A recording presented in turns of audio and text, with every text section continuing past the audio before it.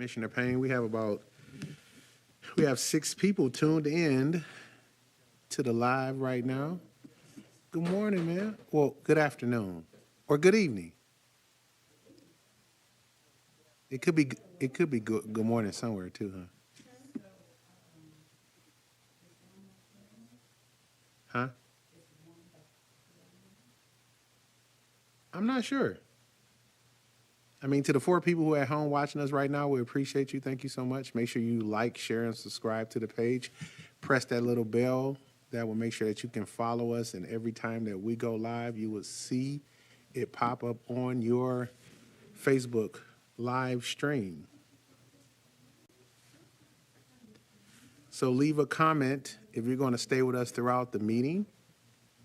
It is an active and interactive live page.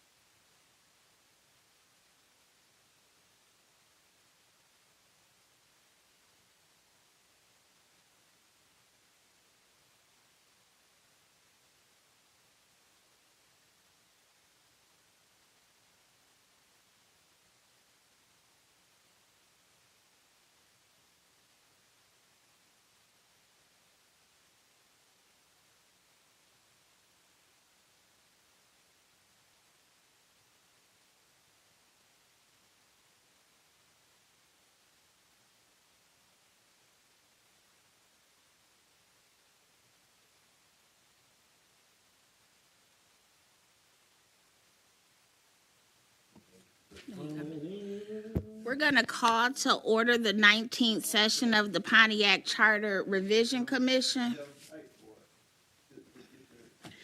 Roll call.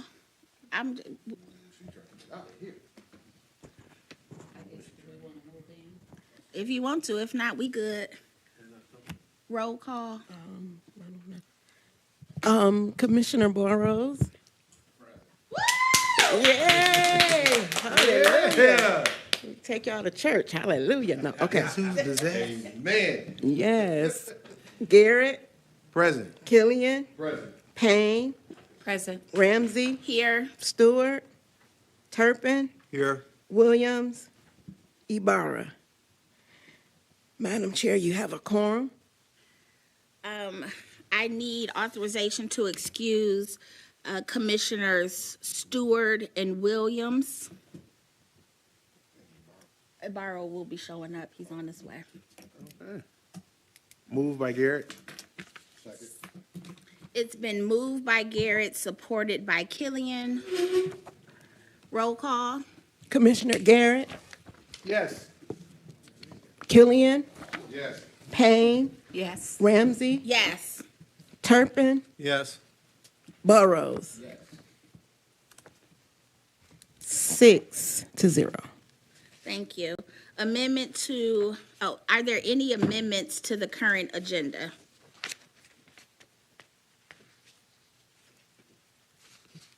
Seeing none, can I get a move to approve the agenda as is? Moved by Killian, supported by Burrows. Roll call. Killian, Yes. Payne, Yes. Ramsey, Yes. Turpin, Yes. Burrows, Garrett. Yes.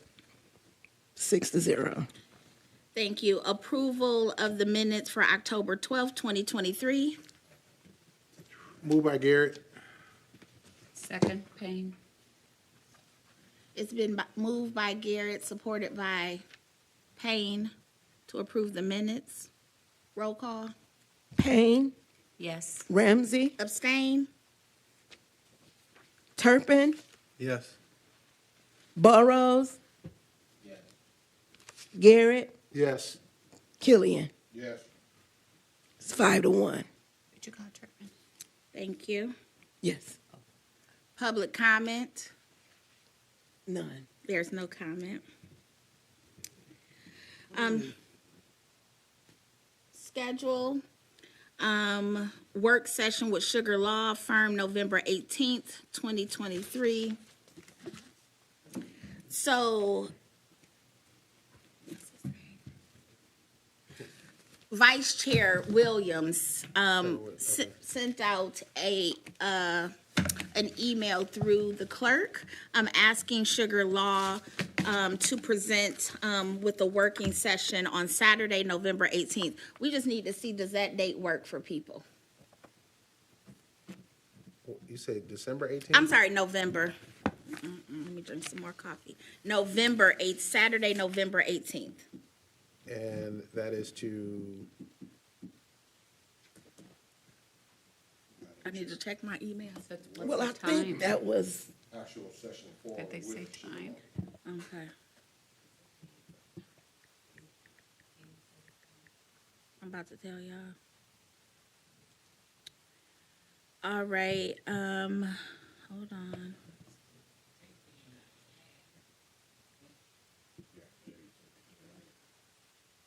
So is it, please correct me if I'm wrong, is it to get the, what we've done, the work that we've done so far, in front of them, to ask them any questions, make sure everything is legal?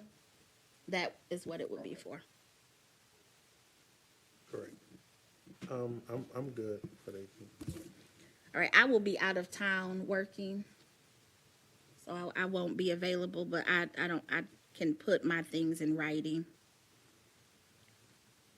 Anyone else will be here? It would take place in the chamber here? Is that what it? I believe so. It would be in person. Hold on.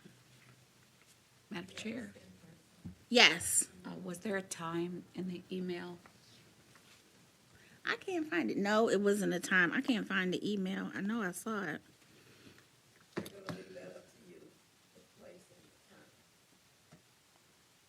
Oh, the place and the time. Okay.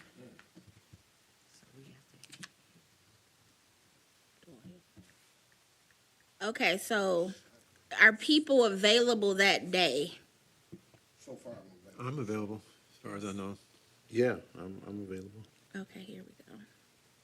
So we have majority of the people available. Okay. So originally, the time that we had scheduled was 8 to 5. There is no new time. So would we like to propose some times as well?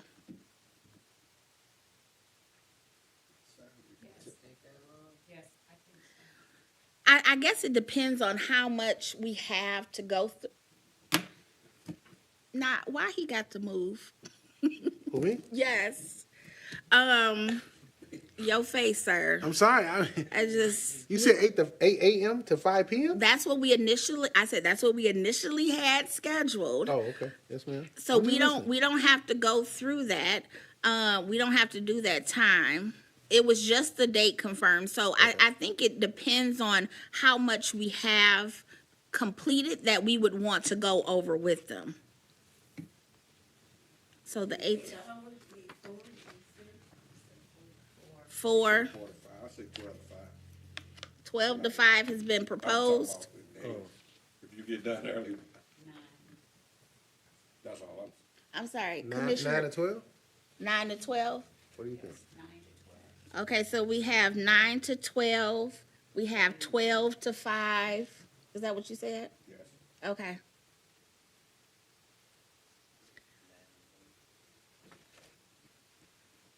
I'll do 9 to 1. Okay. So we have 9 to 1. Commissioner Payne, that's good for you? 9 to 1. 9 to 1? Turpin? It's fine with me. All right. Burrows? Killian? Okay. All right. So the 18th from 9 to 1. So y'all want to make a motion? Yes. Can I have a motion to approve the date November 18th and schedule the time from 9 to 1? It's been moved by Turpin, Support by Garrett. support by Garrett. Okay. Roll call? Ramsey, Yes. Turpin, Yes. Burrows, Garrett, Yes. Killian, Yes. Payne. Yes. All right, 6-0. Scheduling additional meetings. So we are on, Madam Chair. yes. We have to pick the place. Oh, place. I just assumed it'd be here. That's good. Saturday, yeah. Okay. Are we, is this? Can we do another, It will be. can make can we do another area? I got to make sure. I pay this rent. Okay. Can we do the Lions Den? Taxpayer dollars. I'm sorry, Payne. Maybe the Lions Den? Oh, why we can't do it up here?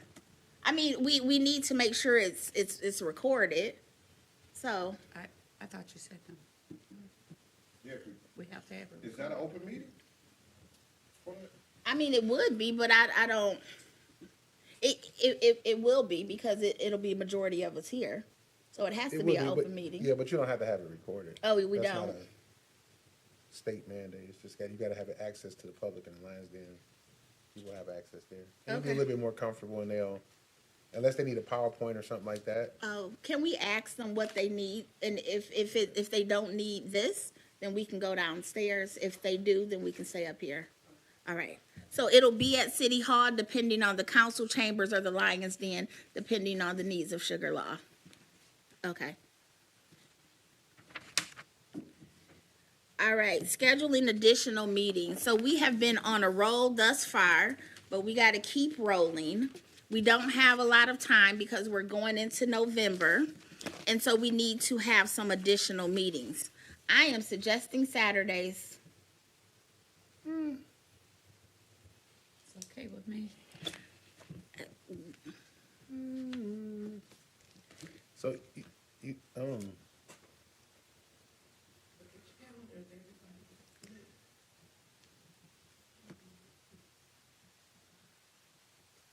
I'm okay with Saturdays. Yeah.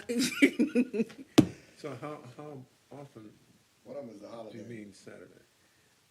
Every Saturday? If that's what it takes, Commissioner Turpin. I've been moonlighting on Saturdays. I'm sorry, I need you speaking to the mic so people can hear you. I And said I've been moonlighting on Saturdays. what you do on your personal time, sir, what your wife allows ain't got nothing to do with us, okay? We trying to get this charter updated, sir. Okay? Mm-hmm.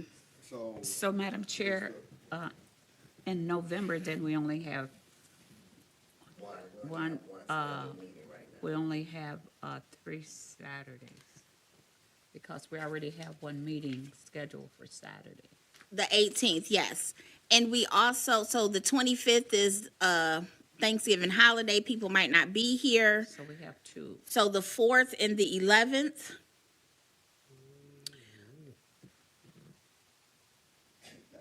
Fourth and 11th are okay with me. My question is for November, hold on, because this is October. So we don't have the 9th, and so we don't have a meeting on the 23rd. Okay, so that's the only meeting we have scheduled for November? Okay. we didn't have the second one. No, the second would be next week. Remember, it's every other week. Every other, so. I mean, we could do the 9th and the 16th. The ninth, well, I thought I had a charter commission meeting for the ninth, I did too. but because I I wasn't. thought, okay, that was what it was, I believe. No, it was one of them. I thought we had the 23rd, but the 23rd is the holiday weekend. Yeah. It have to be the 9th to the 16th, something like that. Okay, so the additional meetings that we're looking for, are people good with the 9th? Because the meeting is already on the 16th. Clerk? Okay. The ninth, I'm not good with. I'm being lame.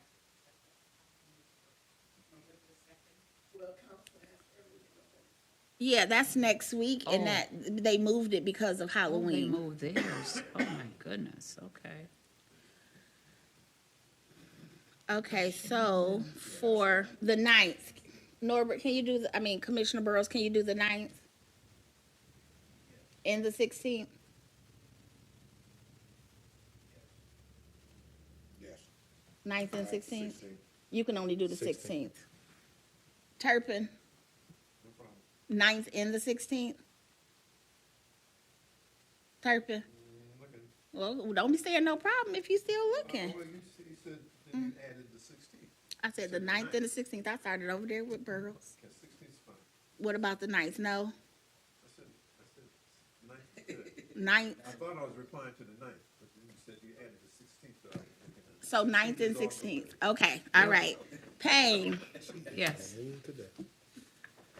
9th and 16th? yes. Okay, so we will add the 9th. Okay, what about Saturdays? Well, we only have, Yes, but that's, so the 18th is all the changes that we've made thus far. We will work with Sugar Law to make sure that they are legal and we can move forward with them. So we need to try to get as much done before that time as possible. well, we only have the 4th and the 11th open. Mm-hmm. So those 2, is that what you would? Let's see if we can get a quorum here. Can people do the 4th? Or the 11th, y'all need both of them, though, huh?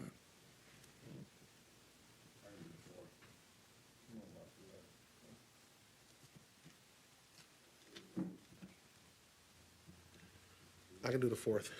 Okay, Can't do the 11th. okay.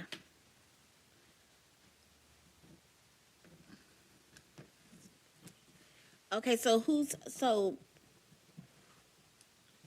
I know I can do the 4th. okay. Check on the 9th. So you're talking about sugar law on the 4th and the 18th? No, we're No, talking no. about Sugar Law on the 18th, and we're talking about us meeting to do updates on the, well, we just got to make sure. So I have 2 people on the 4th. No, Burrows? What time? 10 to 2? Yes, that sounds like a good one. Okay. 10 to 2. Okay, so the 4th, 11/4, 10 to 2. I have 2 people. Payne, Turpin, y'all good? Yes. Okay. Okay, I can do it as well. The 11th. Who's good for the 11th?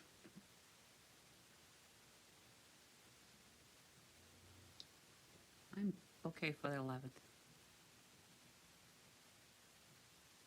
Turpin?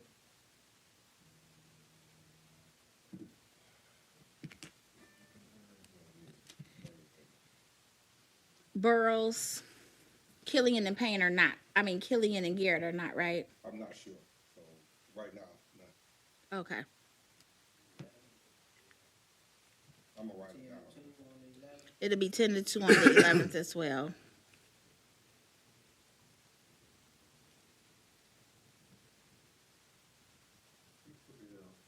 Okay.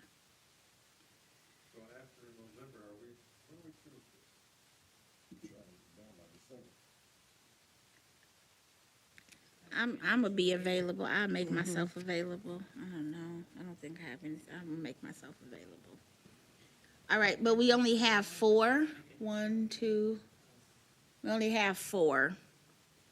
So is it okay if we put 11/11 on hold and just go ahead to approve 11/9 from 6 to 9 and 11/4 from 10 to 2?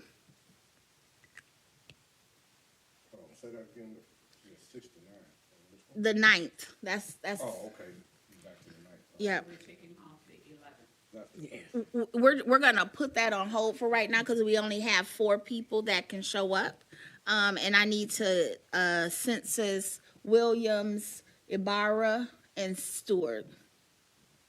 So right now we have enough for 11/4 Saturday from 10 a.m. to 2 p.m. and then an additional Thursday 11/9 from 6 to 9.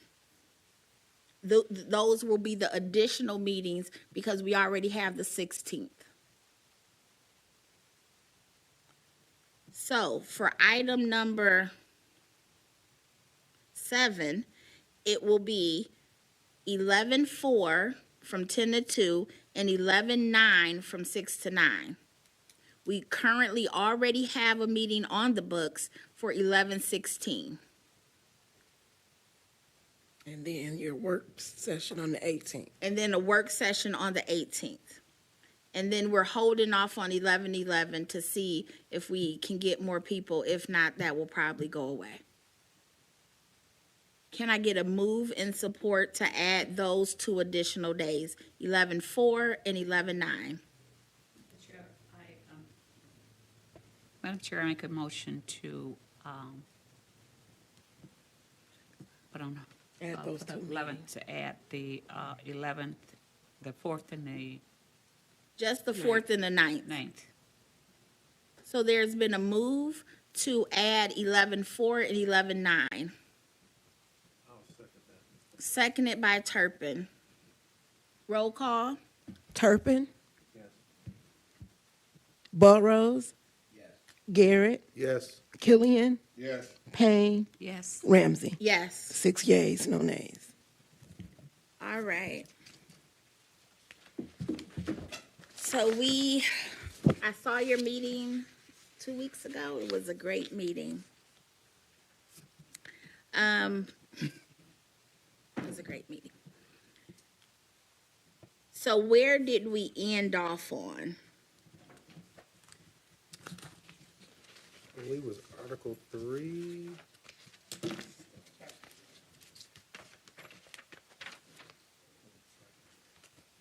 It was, 3.2. We start on 4.101.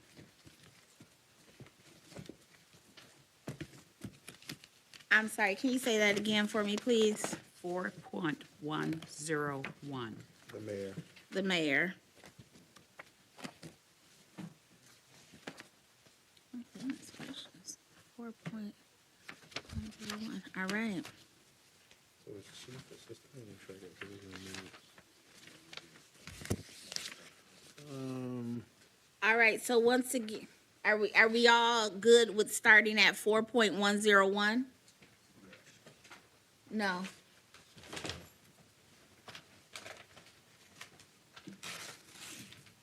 Yes, Okay. because in the minutes reflect that we did, the last one we voted on was 3.202, which was moved by Stewart and supported by Commissioner Killian. Yeah. Yeah. So we tabled 3.103, 3.103 was tabled. yes, and 3.104, and 3.116. 103, 3.104. What was the last one? 3.116.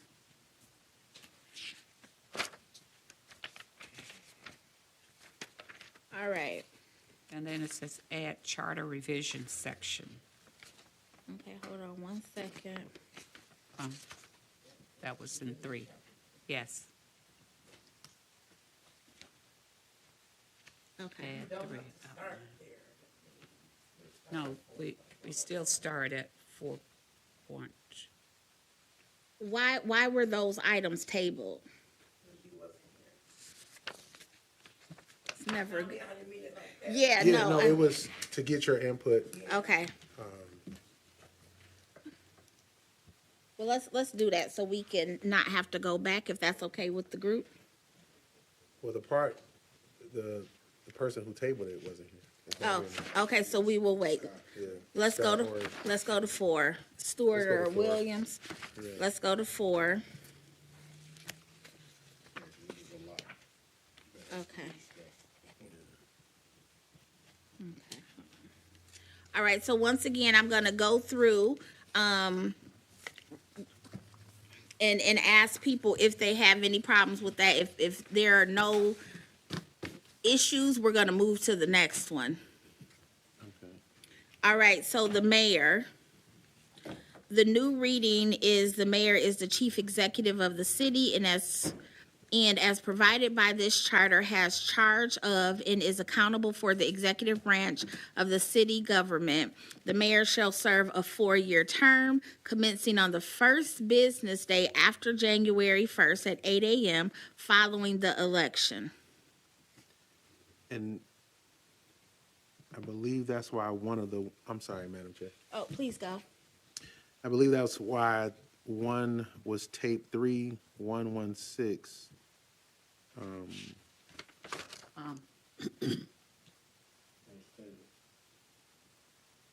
Oh, that's,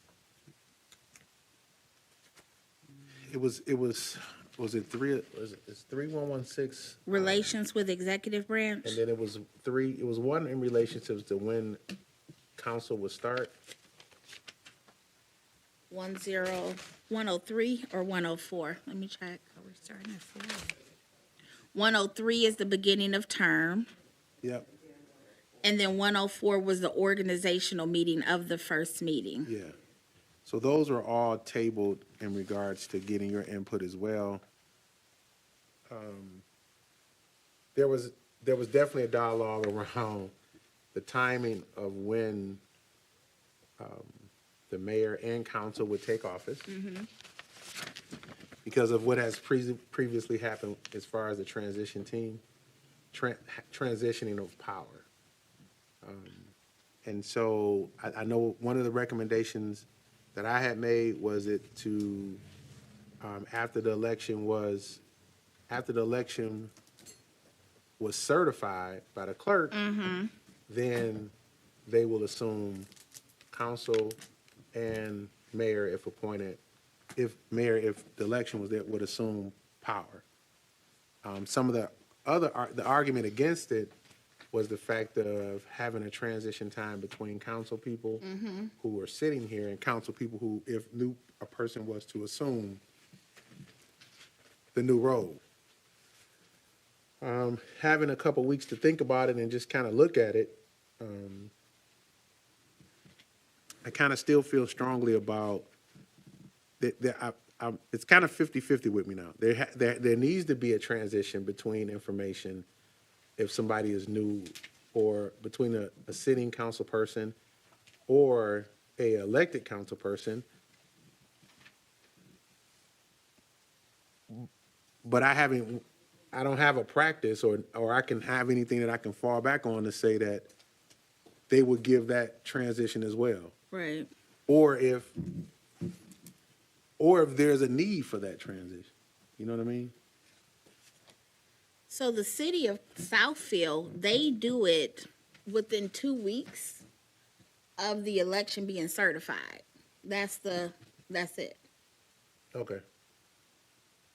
So how do they do it with this? Okay, with that being said, say for instance, it's 2 weeks, right? Election being certified, so it'll be December, sometime in December, they take their seat. So within that 2 weeks, do you reach out? I mean, does a sitting council person, reach out to the new council person? Because I'm just trying to be real. You know what I'm saying? Like, what happens if they don't? Because you can't force them. No. So do you just say, so I like the idea that it's 2 weeks after certification. To be quite honest with you, we haven't had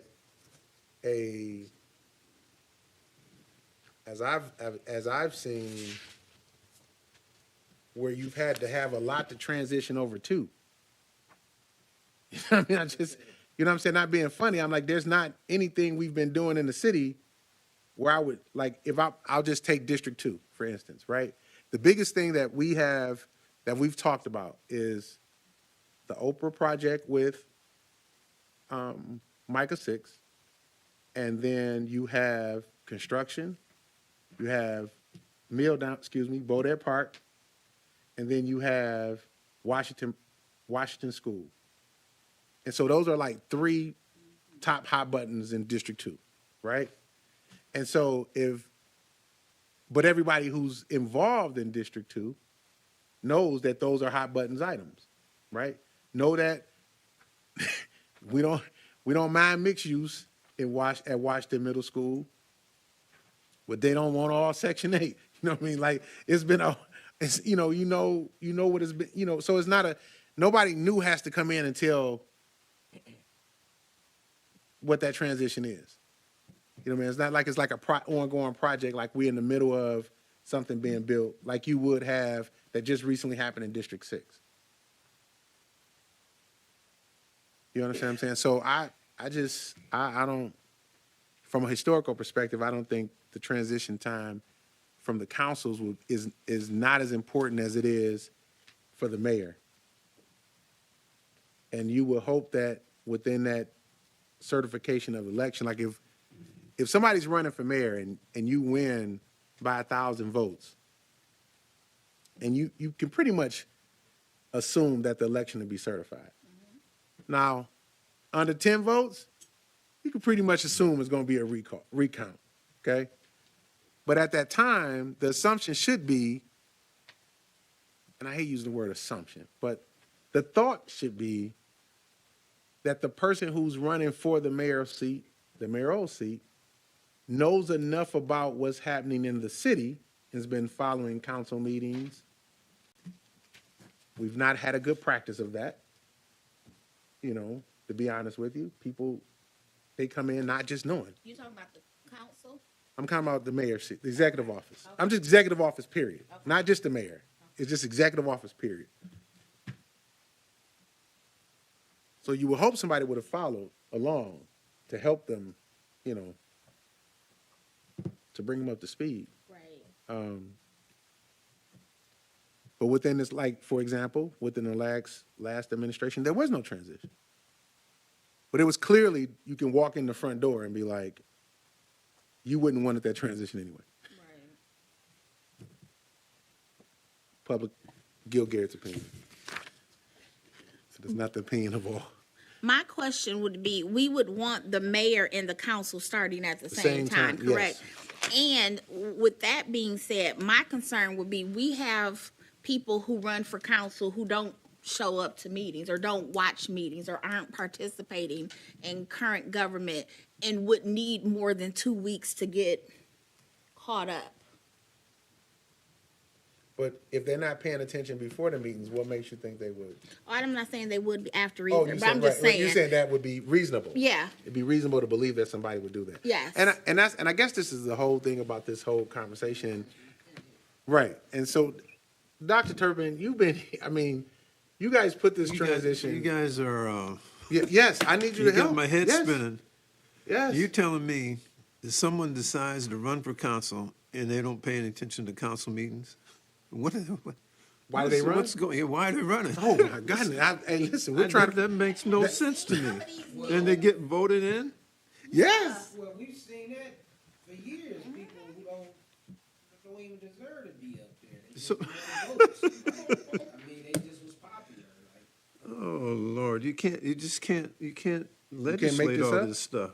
Oh, I mean, yeah. what can you do? You got to leave some time for some sort of transition. And, what you're debating is how much time of transition do we want to have? Right. And it sounds to me like, if a person is running for office and gets elected and they don't even know how they run council meetings, that's bothersome. But yet and still, we have to have some sort of like meaningful transition process, I would think. Yes. And like you're saying, in some places, after the election, they're in there. 2 weeks. Southfield. That's, if Oh, turn your mic on, because people can complain. So if you want them to start at the same time, the mayor gonna need longer time. So they gonna need January or whatever. If you want the mayor and the council to start at the same time, is what they had 2 weeks, and what happens until January? Like, what do they? My concern is about lame duck. It is about what I saw with the previous administration coming in. And so I'm not trying to legislate anything, but if you see a gap, I would like us to fill the gap. And we saw a gap with that last transition or lack of transition. So I don't think any of us are trying to legislate these things away, but when we see some issues, we need to fill those holes. And so I think it was January 1st because the election, it happens, then it's Thanksgiving, then Christmas holiday happens. But I'm saying that in the month of December, was it 1.5 years ago? Yes. This city was on pins and needles for that whole month. Mm-hmm. And I didn't like that feeling as a taxpayer. I didn't like that feeling as a resident. And I don't want that to happen again. So if we need to create a rule so that that does not happen again, that's what I'm looking for. Payne. Madam Chair, that was the discussion the last time. Basically, having someone in there before January 1st so that this doesn't occur where that we've got them coaching. Hiding stuff, stealing. I'm not saying that happened. I'm just saying we don't want it to happen. Thank you. Turpin? yeah, I don't want that to happen either, but I'm not exactly sure how we legislate it not happening, to not happen. You can put someone in office. You just can't be there all the time. You have to trust that you've elected the right people. Oh, no, I don't trust that. So you're saying that the transition period allows for things to happen that a normal person wouldn't want to see happen in their city? What I'm saying is the charter is the law that everybody has to abide to. And if we had something in this charter that stopped what happened December of what year was it? 2021. What, It was you know, what 2021. year, what year, 2021. what year it was doesn't matter. It does. No, it doesn't matter, because what you're saying is that the transition period between an election and the person that's elected assuming office is problematic because of the persons that are in office have the potential to cause harm. Yes. So that harm, you know, it's what kind of people are these? And so how can you be guaranteed have a that the conversation. person that you're putting in office is not going to cause the same kind of harm when they get in office? So this is So the goal. how do you legislate mistakes made by the person that has been elected? Okay, first How- of all, how do we're you not do gonna that? call them mistakes because that was intentional. First of all, second of Well, all, it's- if we it's had things a in mistake this in the sense that charter they're in office that they said create you harm on the have city. to do these things, if you don't, you are in violation of this charter, then we could call the police on people, Mr. Turpin. Well, what are you saying? That things happened that police should have been called? Yeah, yes, Things were happening where the police didn't have to be called. I was here. And I watched in video documents leaving City Hall where another sergeant had to interact. Now, I don't want to recap what happened because we saw it. It's documented. I'll shoot you the video. It's all on Facebook. What I am saying though is We're getting because it has happened, and pardon me, Madam Chair, for the interruption. And what has happened is so that we can be someone can be held accountable. I would go with the recommendation of them taking office 2 weeks after the election is certified. One, because the person is already elected by the people. The election is certified. The people have already elected the people. So the people now have someone 2 weeks after that can go look at the charter. If they have any questions about anything that they feel that could be misleading, not done right, however they want to describe it, they have now the charter that they can look at and say, hey, listen, let's talk through this. You will have the power of attorneys. You will have, it's not a lame duck session. It's not 4 weeks where an executive office or a council district can maneuver situations where they become the ear of that particular district, even though they just got voted out. 2 weeks hoping that you give a transition. This is serious business. This is why you got elected. You know it's Christmas time. You know it's, at the end of the year. Your mind should be focused on the people because that's why you ran. And I think we need to start building a sense of urgency around that because we don't have that. It's just people would just say, oh, it's the holiday. Let me, get through Christmas. When this charter was done, we didn't have to think about none of the things we're thinking about right now. Why not? But because at the time that this charter was complete, I'm sure they didn't think that nobody would not transition. he's saying, why not? You was there, wasn't you? What are you saying? No, I said, why wouldn't you have to think about these things? no, you would have to think. No, that's what I'm saying. You would have to. Back then, you would have thought about it, but you would have came. The thought in that generation and genre was that you would have a transition team. That it would just be a respect that you have of the office and the people. Even with the time that you're talking about, there's a transition in which the newly elected person comes in. Correct. And the person is in office, so there's some sort of like protocol or formulation that they'll go through to change hands. Yes. I mean, that's just the changing of the guard, so to say. Correct. And what you're talking about is this cutting the amount of time between that election and the actual changing of the guard, such that, any nefarious activity by the persons in position can be eliminated. Correct. Okay, so now that you got these new people in that you have not tried yet, how do you know that they're not going to be engaging in nefarious activity? Because now I have a charter that once What's they, the charter? How's the charter going to, nefarious activity goes against whatever the charter's telling them to do? because in the They're charter, going to be, correct. So I mean, to you your know, question is, that's one of the realities of the human species. You know, some Right. people are above the law, some people follow the law. but to your point though is, in the city of Pontiac, in Oakland County, nobody's above the law.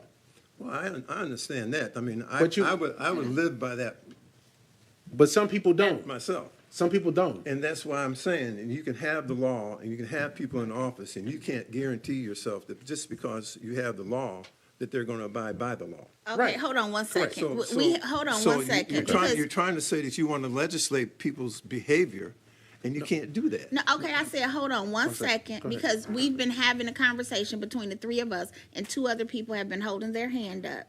Thank sorry. you. Okay. We're gonna go with Ibarra and then Payne.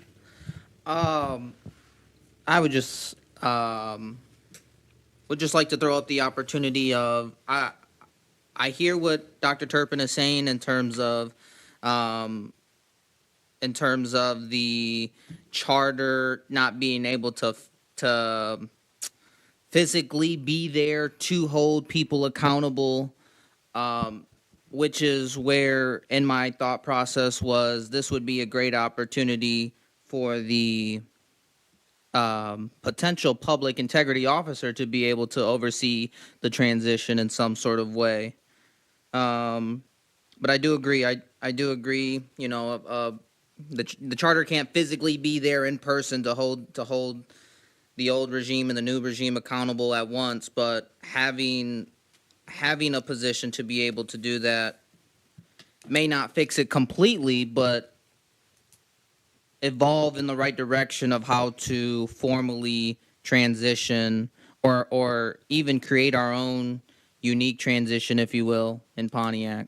So just throwing it out there about the public integrity officer potentially being able to oversee this transition from the old to the new regime. Thank you. Payne? Turn your mic on, please. Thank you. I was just going to try and close the discussions about the past but looking forward to the present.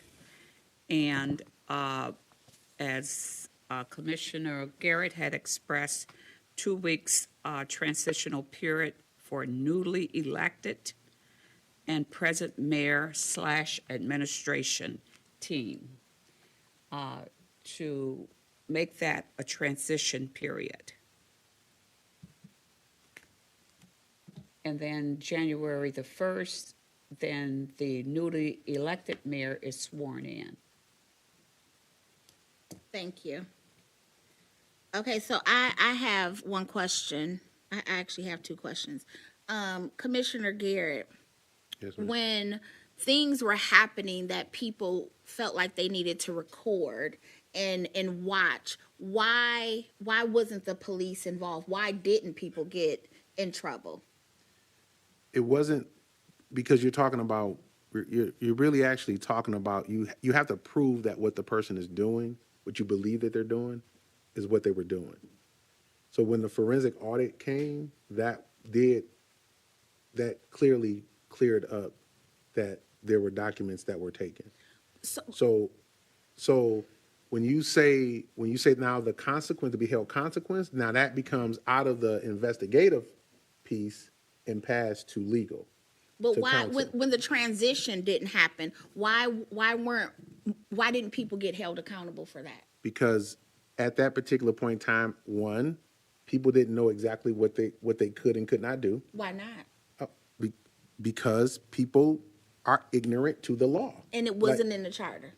It was not, there was nothing spelled out in the charter at that particular point in time that could direct current council who was sitting to say, we believe that this is going on, we interject or we subpoena or there was no power. There was anything, nothing there.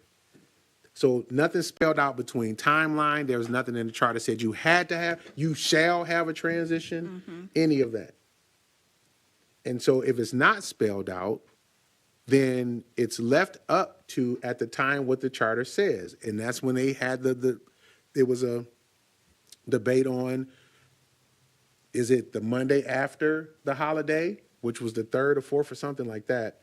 Or is it actually January 1st at midnight? And that became the conversation. So all I'm saying is it's not legislating it. It is basically saying that you have 2 weeks after the election is certified, new board member and mayor transition.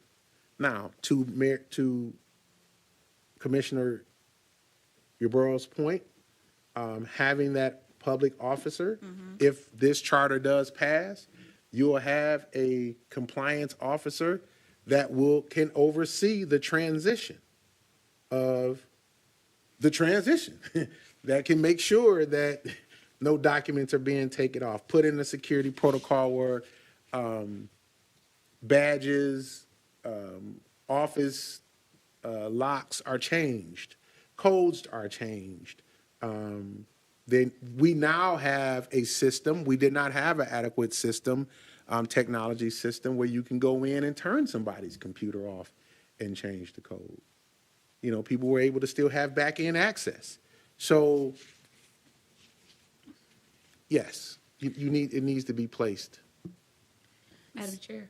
In the charter. 1 second. So would it make people feel comfortable to add something about a transition period so we should can be. spell that out? It should be And spelled then we would feel more comfortable about the length of time. So if they're not abiding by that, then there could be some instant consequences.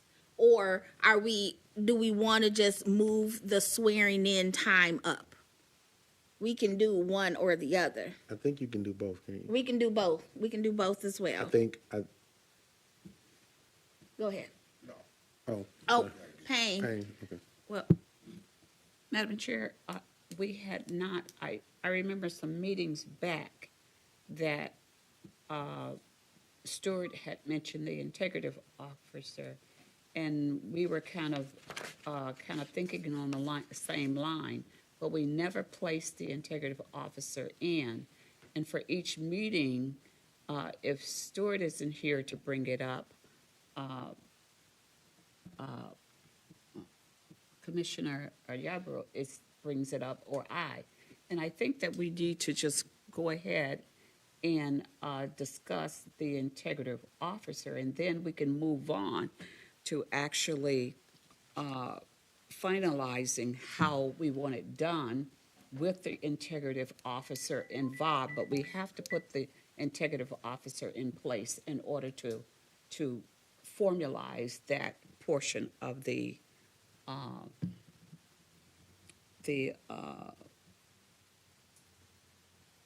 operation. So for some clarification, is integrity officer the same as the ombudsman? Or It was taking place, Can be. that was those, I'm not sure which title that they had for it that was the same as the person in the charter now.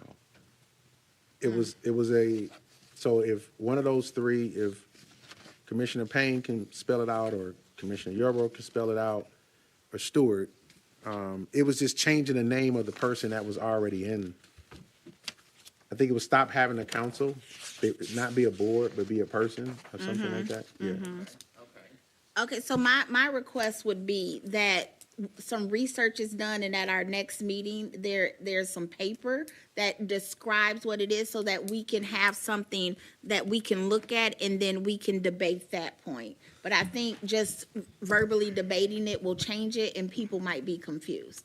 Ibarra? And to your point, yes, we will provide a more detailed version of what we would like to consider the public integrity officer. Just to, I guess, give it a basis, if you will,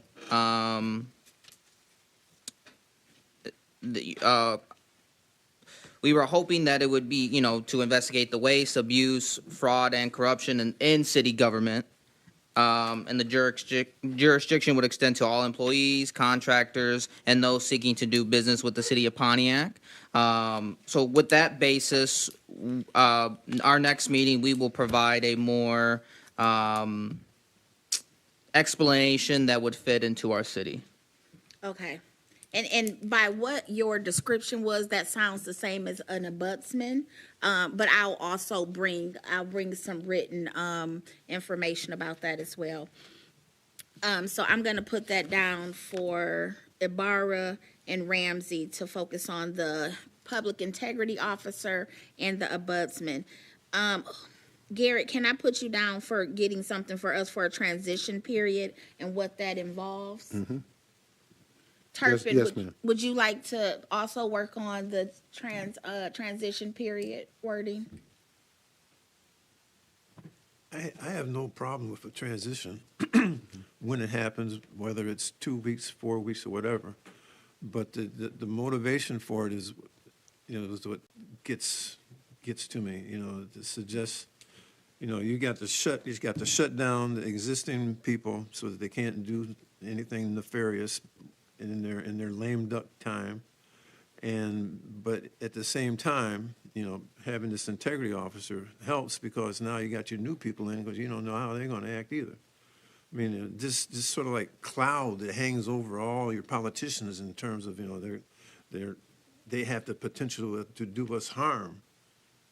I like to have a more positive attitude towards my public servants. Okay, so does that mean you do want to work on writing the statement of what it means to do part of what the transition means? And that's just, you have to turn over keys at a certain time. You need to meet with, the new mayor needs to meet with the old mayor. You okay with that's fine. making a draft of that?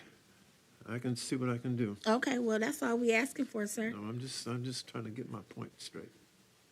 No, I hear you. I watch House of Cards, though. Okay, so 4.101 is, we're tabling. Yes, 4.101, and that is just the commencement of when the term starts. So let's talk about to be eligible for the office of mayor, an individual shall establish a primary residence in the city for 1 year immediately preceding the filing deadline for the office, shall be a registered voter in the city of Pontiac. Okay, those two things. Are we good with those two things? I am. We're tabling the first part. I just want to make sure that we know what we're working on 4.101. So we're tabling the first paragraph, so now we're working on. To be eligible for. Yep. I'm good. Okay. No, I'm not good with that, or I'm good with moving to this subject. Okay. So are we good with they have to be a resident for 1 year? And this is 1 year immediately preceding the filing deadline for the office. Are we good with that? Shall have established primary residency in the city of Pontiac for 1 year immediately preceding filing deadline of office. I need some of y'all to switch seats because we just got the okay and the hands over here. Go ahead. Oh, I was, Killian go ahead. and then Garrett. Yeah, no. Go ahead. No, on that 1 year, at least 2. I'm with, to be honest, 3, but I know that kind of screws the narrative of actually getting someone that may be eligible, that may be right for the city of Pontiac, just because they recently moved in the area. But in order to know this city, you at least got to have 2 years to tell me what's going on, tell me how you're going to move this city forward or take it from the point it's at. 1 year is just not enough. Thank you. Thank you, Garrett. I agree with Commissioner Killian. At least 2 years. All right, do we have any pushback for at least 2 years? It makes sense. it definitely makes sense having the 2-year establishment. I mean, time. I guess as I'm getting older, time goes by so fast, and just having that year of establishment. Like, oh, he's so cute. How old you are? Go ahead. Go ahead. I know. Bless his heart. Go ahead, baby. Go ahead. Bless his heart. Stand on your ground. But like, no, I mean, and absolutely right. I mean, somebody who is not involved in the city of Pontiac, wanting to become mayor, but only having the requirement to be here for 1 year, you just don't get the experience in that full year. Yeah, of what this community, of what the culture is like. I mean, I for as long as I've been in Pontiac in the North Side, very rarely does anyone bring up Wing Hing, a Chinese spot off of Baldwin. I mean, I've been there ever since I've known about it since I was a little kid. But I mean, it's really what the hidden gems that we have here in Pontiac simply just does not take. It does take some time to not only to be aware of it, but to also to understand it as well. So no, I am in agreement with having at least 2 years. Thank you. Payne?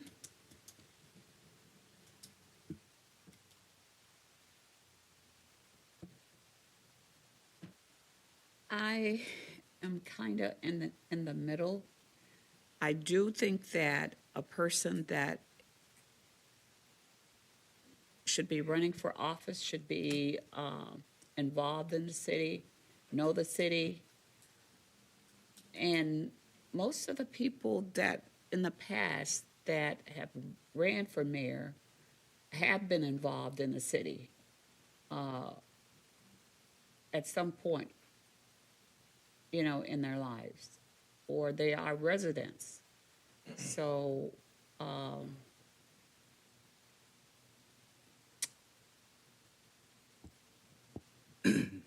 I don't know, and there's something that kind of tells me when you may, well, I don't know.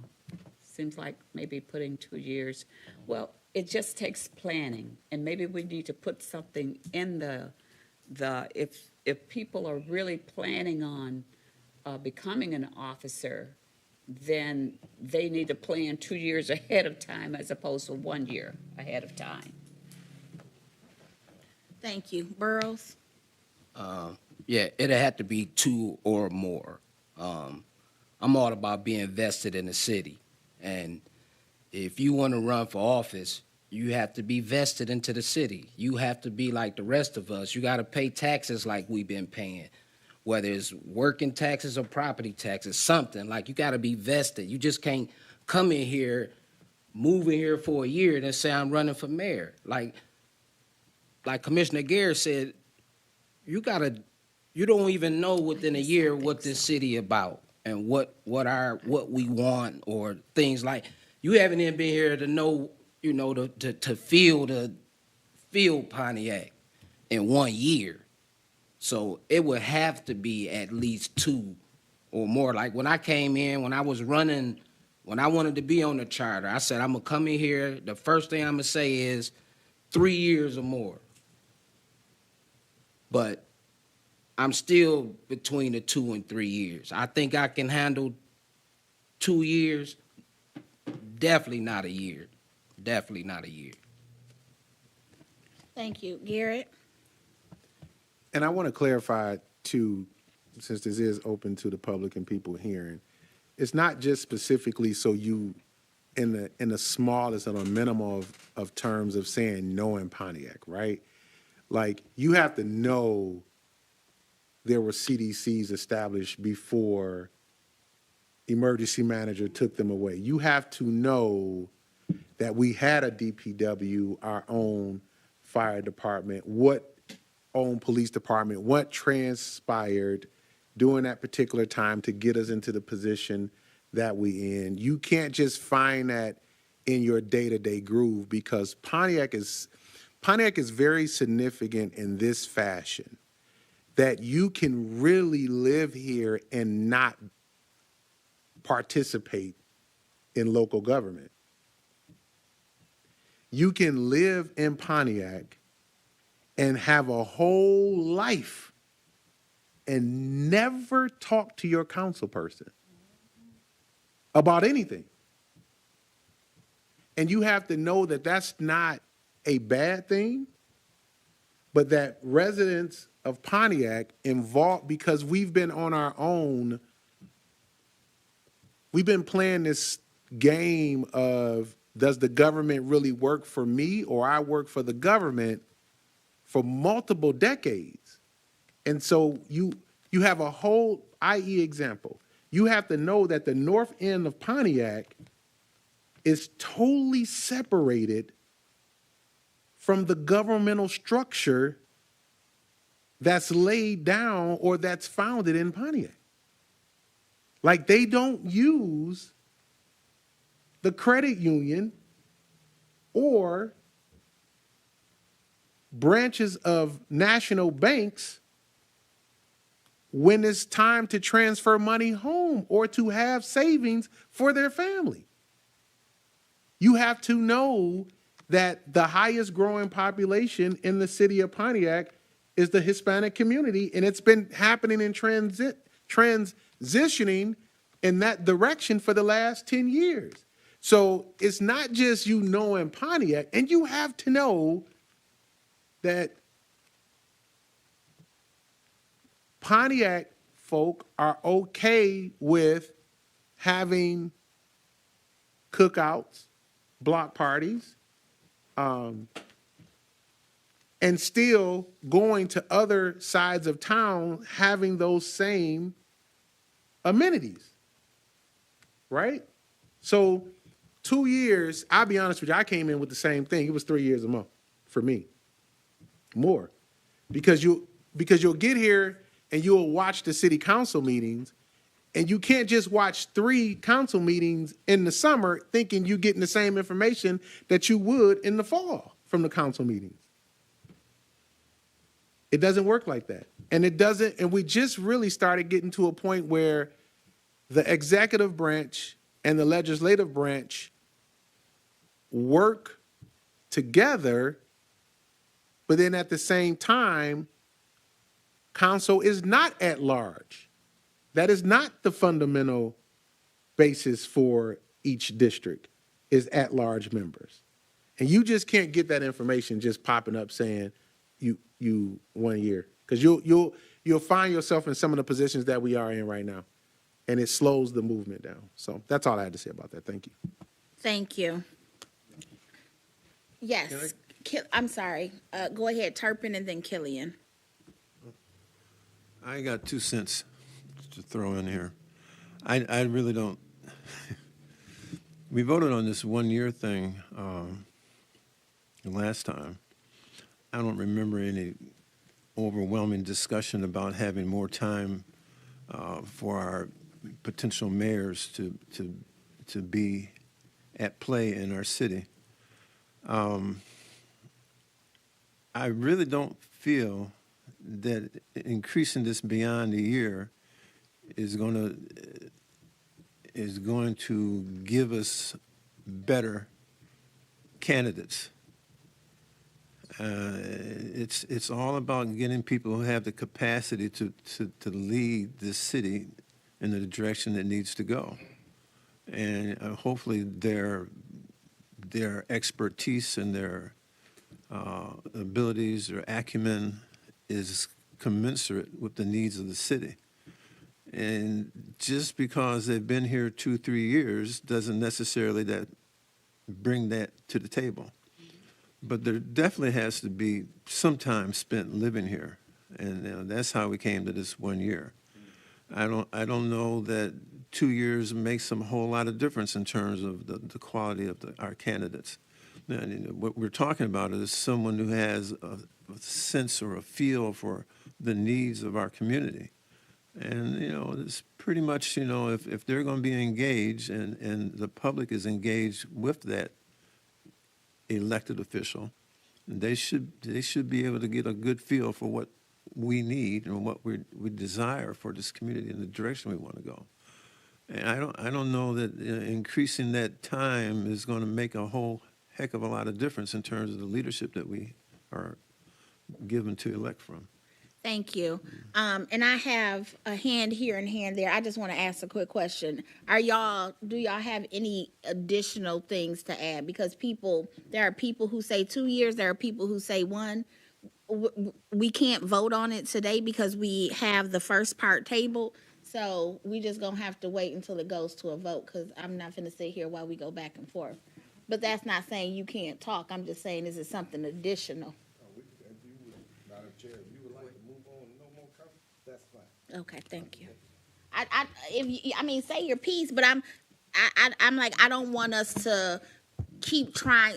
People are strong about their opinions, and I just don't want to try to keep trying to get to change people's minds. Sometimes that doesn't happen, and a vote has to happen, and the yays or the nays win.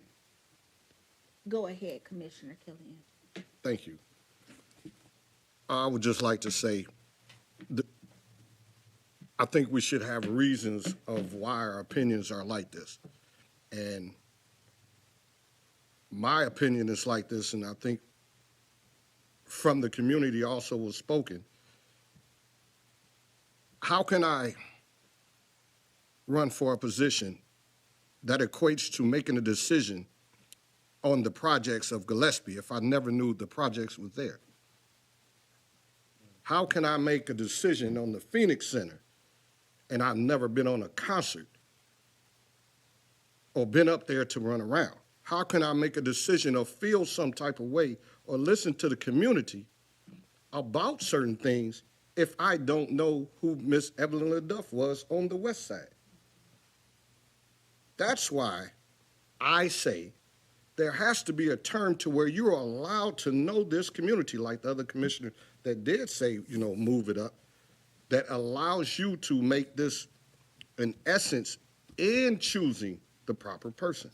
Because you have to know your past and your essence before you know who you are. So how can I help somebody and help myself if I don't know where I came from? So that's where I say we need the solidity of making it at least 2 years to 3 years. And I'm done. Thank you. Ibarra? All right, thank you for heeding that tone.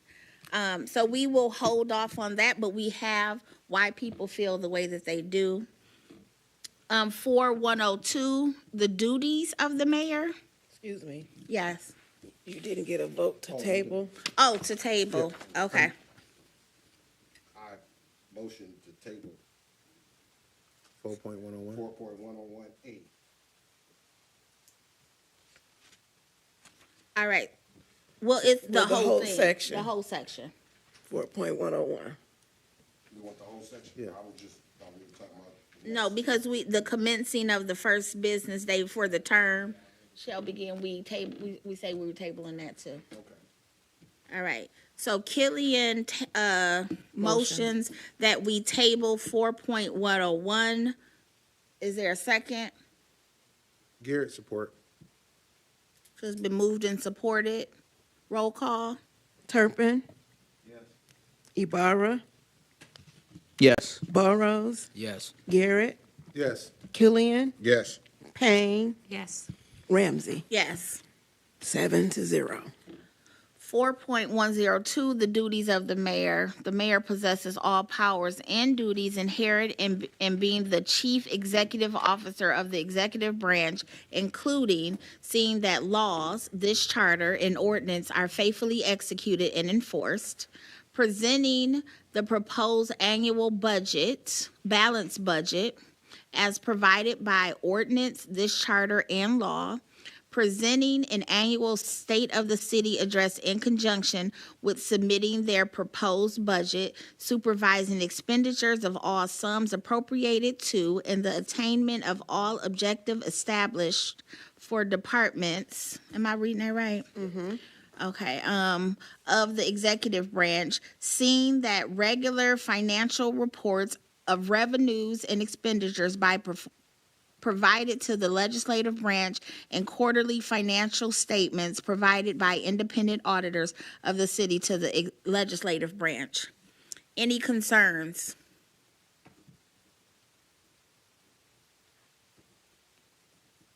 Why y'all looking at this like y'all just reading this for the first time? I'm making sure, for me, was that? This is the next one, 4.102. Monthly regular? Monthly, They so taking in B, 4.101. as in boy, at least 4 months prior to the start of the new fiscal year was stricken. And then in E, as in Edward, monthly was stricken. Okay, all right. I was just making sure monthly regular, okay. My question is. I just. Oh, go ahead. No. Was You may answer. at least 4 months prior, like when would they want to start and having the budget approved, presenting? When would they like to start presenting on the budget? Because I think how it goes now, we need all of that time. Go ahead. I believe that's what they use now. That's what they start. They start the budget process in January. Like to at least when they from the, at least start looking at it, and then by March is when they start having those. The executive side starts to put it together, and then it's not until where the legislative say they have weekly sessions. They start the Thursday sessions every week. That's not until like a month prior to the budget having to be approved. Okay. So there is state law. I think that's what it is, right? No, the state law is it has to be done by a certain date, but not when it starts. Not when it starts. This saying start 4 months. At least 4 months. So I was trying to understand why it was stricken though. Yeah. Like I wanted to ask Dr. Turpin, why was that stricken, and why was the monthly regular financial report stricken? That's why I was looking at it, because I don't see why they should be stricken. But just for clarification, if you look at the current one, it is not, that's not in there at all in B. So B is presenting the proposed annual budget in the State of the City address. So it doesn't mention that at all in the original one. Oh, okay. In the original, Well, I have it, go ahead. in the original charter, like the one we go by now, it's not even mentioned in there. Right. period. So where did So- that 4 months come from? Well, that's, I don't. It came in as the budget amendment with blah, blah, blah, blah, blah. The charter that they attempted to pass, it was in there, the one that we're going by now. Right. So they added it in there. Okay. But then they went through it again, obviously, and before the final copy went out to vote, struck at least 4 months prior to the state of the new fiscal year. Okay, we need Dr. Turpin on that, to make sure. And that was my question I was going to ask you, is that what happened? Okay. Okay. I asked that it be added back in there. And that seeing the monthly regular financial reports of revenues and expenditures be provided to the legislative branch and quarterly financial statements provided by independent auditors of the city to the legislative branch. I mean, just unstrike it if that was. All right, so this was not a motion, but just a suggestion was that we add what was stricken from B as in boy and E as in Edward. Payne, did you want to be acknowledged? Well, I was just going to say that on this other one, I had put on here, list all other duties of the mayor. Okay, but before we do that, we just want to look at Oh. what we're currently talking about. So B is in boy. Do you feel anything about adding what was stricken, and then E is in Edward? No. All right, does anybody not want to have that added back? And are you talking about B when it says at least 4 months? B is in boy, I yes. think probably it had more to do with tying down a specific time frame than anything. Timeline. Obviously, you need to present a proposed budget. And I think that time restriction was probably why that was restricted. I can't recall exactly, but Okay, can I ask the deputy clerk, what currently happens now? And do you feel like there has been some push and pull with that time? Does it need to be more time? I don't feel like it needs to be less. I watched the meetings. Is your mic on? Mm-hmm, you are, yeah. This time, I believe they went by this 4 months. They presented the budget to council in the month of April, I believe.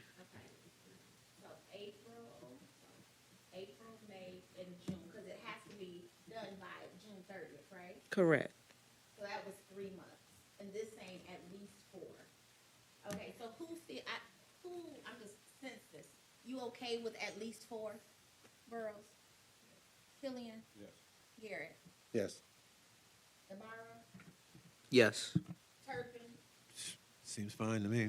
All right, Payne? Yes. All right, so we are going to add that stricken. Language back in. Yes. And then for E is in Edward, seeing that monthly regular financial reports and then quarterly financial statements, we are okay with adding the monthly in.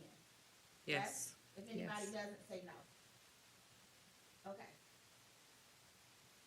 All right, now Payne, you said you wanted to add more into what the duties are. What would that more be?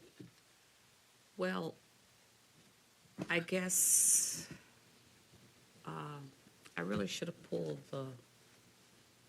the duties of the mayor with what, like interviewing them and see what are you doing that is not in this charter.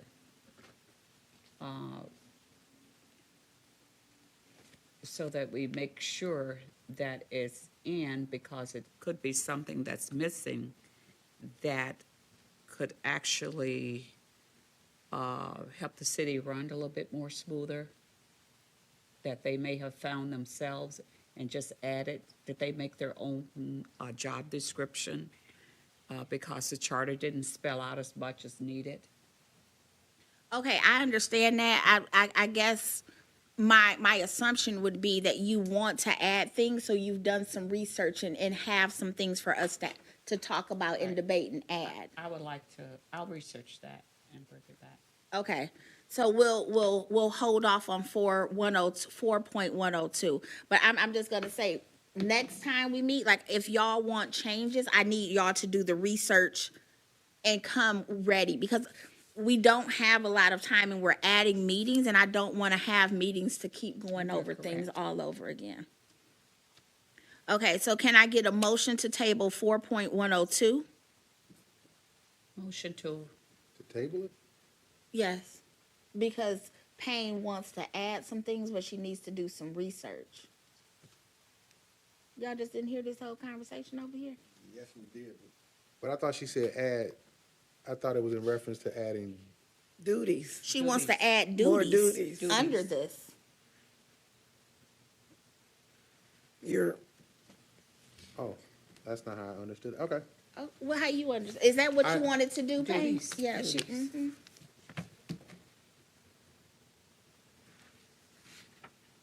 So we have a motion on the floor to table 4.102.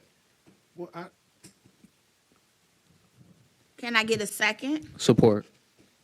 Okay, we have a move and support. question, comments, and concerns? Yes. Okay. So if we add, if Commissioner Payne is the only person at this point wants to add duties, is it, Madam Chair, there's a possibility that there may not be added. I would just like to know what the administration mayor is doing and that is not already captured in the duties, that is making the city to run smoother. Okay, thank you. Ibarra? My question is for clarity in terms of understanding that there is a commission for budgeting. Um, is there a commission? So I guess how we've been structuring the charter is, laying down a foundation. Is there a commission that establishes detailed duties and responsibilities, not just for the mayor, but for all elected officials that are elected into the new regime? No, the charter does that. Okay. Um,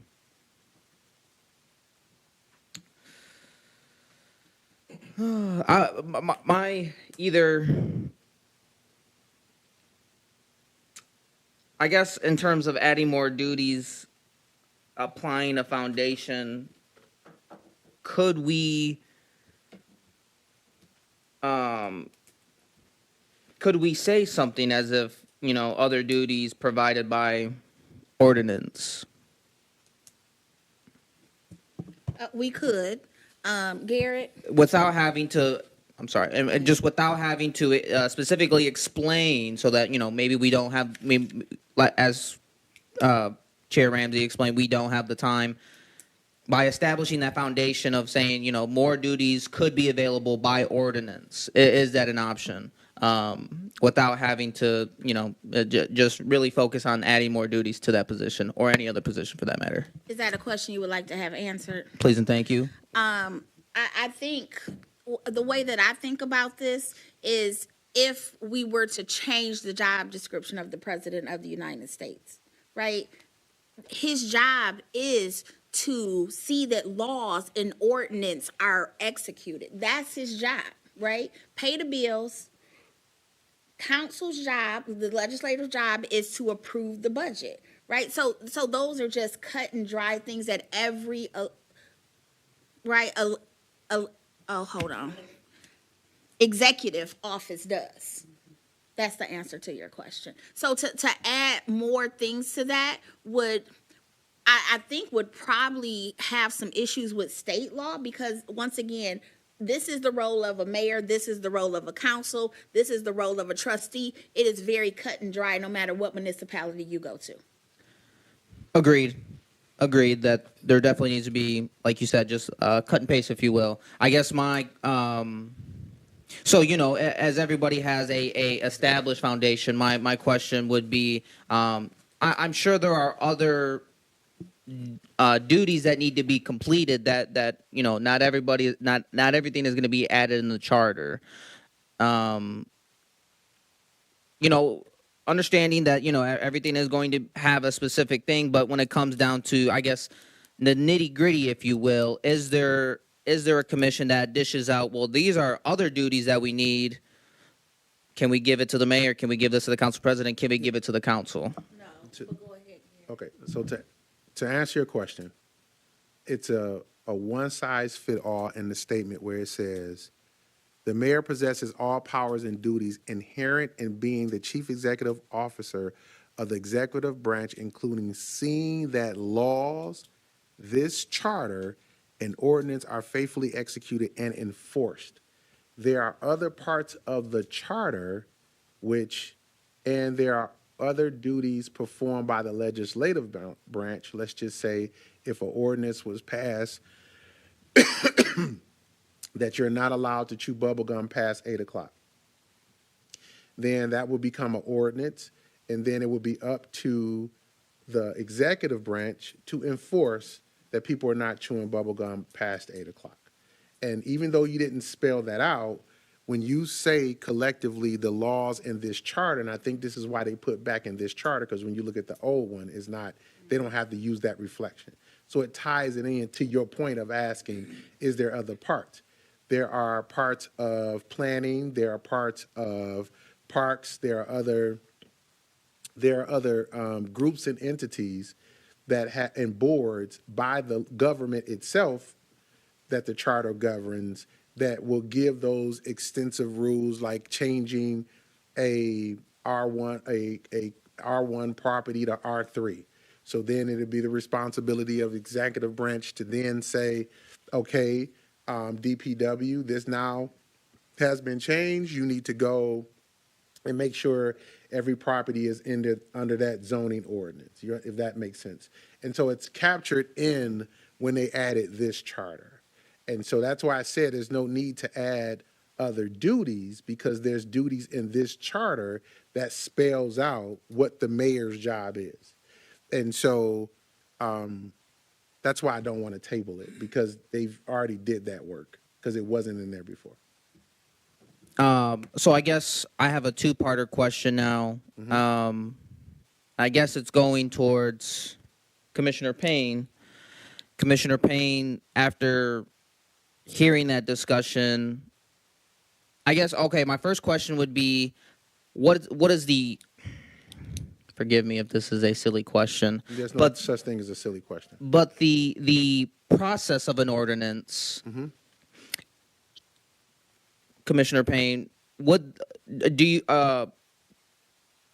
you feel like the process of an ordinance is too long for us to not rely on those ordinances and add our own duties in the charter? Or do you I would just like to say, what would be your perspective in terms of the ordinance process? How do you feel after having that discussion that there is an opportunity for more duties by implementing ordinances?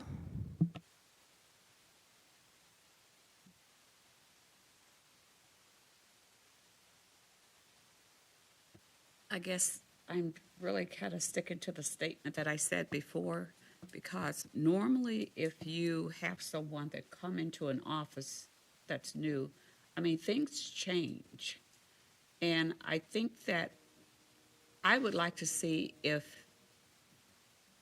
the newly elected administration have seen anything that needs to be placed here. That's all. So Okay. We have a motion and a second on the floor. Do we have anything else to add additional that we haven't said before we take a vote? I'm not really.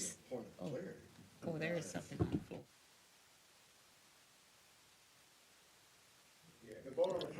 The vote on the floor is to table it.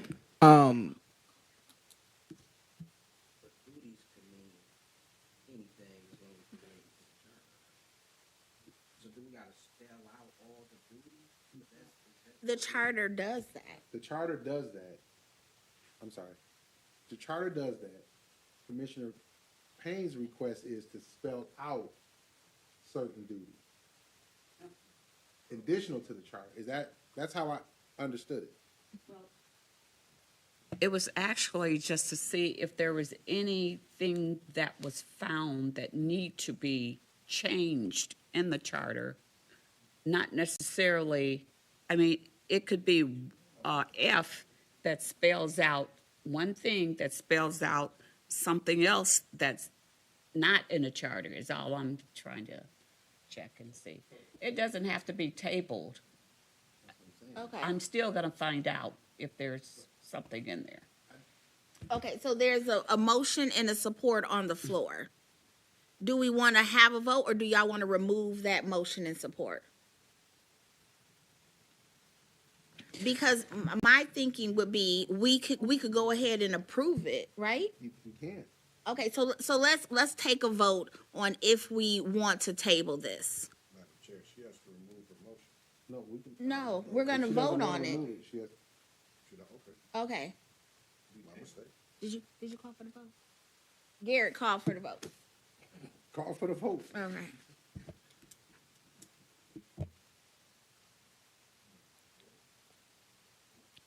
Ibarra? This is to vote to table sections 4.102. I think after having our conversation, I'm gonna have to vote no on tabling this. Burrows? No. Garrett? No. Killian? No. Payne? Yes. Ramsey? No. Turpin? No.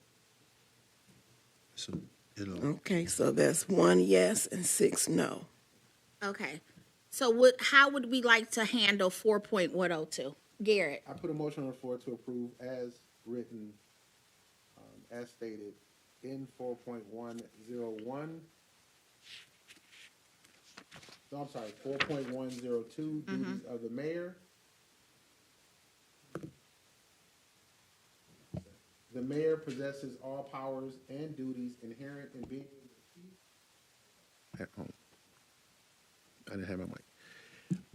In being the chief executive officer of the executive branch, including A, seeing that laws, this charter, and ordinance are faithfully executed and enforced. B, presenting the proposed annual balanced budget at least 4 months prior to the start of the new fiscal year as provided by the ordinance, this charter, and law. And C, presenting an annual state of the city address in conjunction with submitting their proposed budget. D, supervising expenditures of all sums appropriated to and the attainment of all objectives established for departments of the executive branch. E, seeing that monthly regular financial reports of revenues and expenditures be provided to the legislative branch and quarterly financial statements provided by independent auditors of the city to the legislative branch. That is my motion. Is there support? Support. So it's been moved by Garrett, supported by, was it Killian? Yes. Discussion, Yeah. yes. Turpin? This, I do recall that this section was constructed with the consultation with the treasurer. I forget what that role actually is, with our city's treasurer or city's Finance finance officer. person. Yep. Yeah, and we came to this kind of decision based on the input that he gave. So, it's one of those things where sometimes the law gets in the way of the reality of how things transpire in the budgeting department. So I do have some concerns about, changing this, after having voted this way. I'd have to get my tapes out, Okay. and I would prefer to do that before I voted on that. Okay. So you just have to vote no, because the vote has been, we've made a motion for the Yeah, vote. he made a motion. Okay. Garrett? Well, you can call for it, because just for point of clarity, the only reason why I went back to this is because that's what's been established through this current administration. They're already in the flow of doing that. I think the only added piece was the regular, the end of quarterly financial statements provided by independent auditors of the city to the legislative branch. What I do know that what takes place is that the audits are given to the council, the legislative branch, all of the audits, and they do go through with the auditors page by page the findings of that particular audit. So it's what was actually talked about previously is being done right now as a practice. And so that's why I kept it the same. That's it. Just wanted to put that out there. Okay. Any other discussion? Roll call? Ibarra, Yes. Burrows, Yes. Garrett, Yes. Killian, Yes. Payne, Yes. Ramsey, Yes. Turpin. No. 6 yeas, 1 nay. So 4.102 has been approved. 4.103. Deputy Mayor. Yes. Oh, no, go ahead. Okay. I'm sorry. The deputy mayor, the mayor shall appoint with the approval of the council A deputy mayor who serves at the pleasure of the mayor and performs the duties of the office during the absence or temporary disability of the mayor. A person serving in the position of deputy mayor shall have a combination of educational achievement, professional and life experience, and moral competence to serve as the chief operating officer of the city.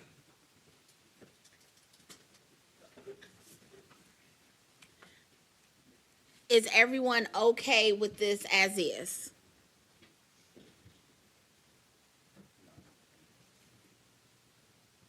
I have a question. Yes. Is this deputy mayor synonymous with city manager? I believe this one, no, but I believe our goal was to make that position as such when we were talking about the hybrid model, correct, Commissioner Ybarra? That is correct, Chair Ramsey. Sorry. So with the deputy mayor serving as day-to-day operations, having the DPW and other departments under their belt, I get in the hybrid government committee, we did suggest that the deputy mayor does have city management qualifications.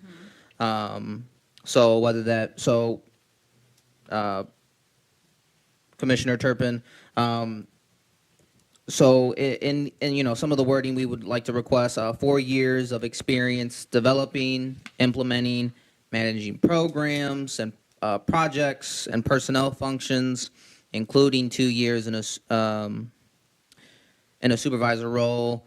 Also, a bachelor's degree in business management, public administration, or related field required, master's preferred, but we would like a certification in city management. Thank you. Did that answer your questions, Commissioner Turpin? It sounds like it does. Thank you. All right, thank you. So, Commissioner Barr, I'm gonna need you're gonna have to reread Okay. that as a part of this. okay. Okay, but let's see does anybody else have any questions? So, one, Garrett, if none of those candidates are available that has that certification,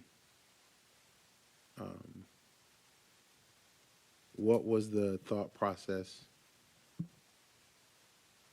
if such a person is not available? So, I guess what we would like to stress on the most would be a certification in city management. I mean, I guess, just to have this open discussion, we would like to have a bachelor's degree required, a master's preferred. However, I guess this is up for discussion. Would we like to have a bachelor's degree preferred, but have the city management certification required? Yes. So the deputy mayor requirements: 4 years of experience in developing, implementing, managing programs, finance, projects, and personnel functions, including 2 years in a supervisor role. As of right now, we have it as bachelor's degree in business management, public administration, or related field is required. A master's is preferred, but they must be certified in city management. Garrett. So, I'm gonna play devil's advocate tonight. Oh yeah, just tonight. Well, just tonight. And this is why. This is why on this particular one. Because you required it for the deputy mayor, but you didn't require it for the mayor. Because we can. No, yes you can. It's a duty. Mayor? It's a duty. Yes, you can. No. No, It's elected. listen. No. Both one is a hire, one is elected. If you, as the charter, if you say that the deputy mayor must, if the mayor must have a city certification, that's by charter. That's your charter.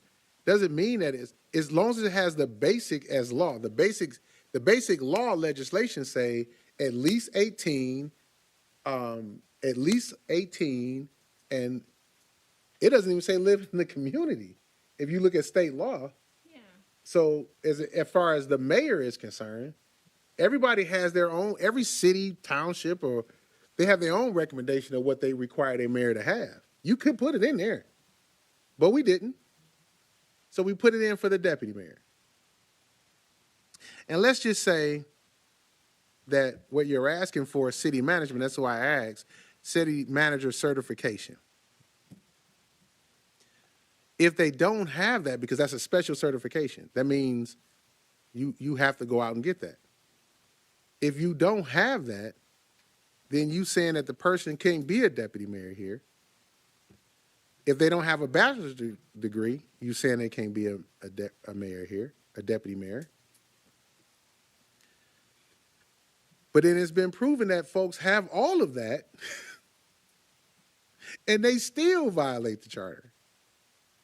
So what I'm saying in the breath of Dr. Turpin, you can't begin to legislate every process or every person that comes in.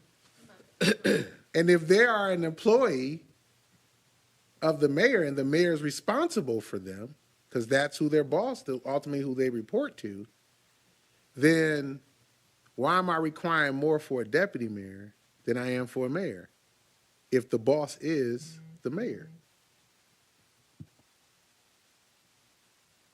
That's all. So to your point, Commissioner Garrett, I guess this is based off what we agreed on a strong mayor form of government. Mm-hmm. I guess to add requirements to the highest position, I believe would require a different form of government, such as city manager.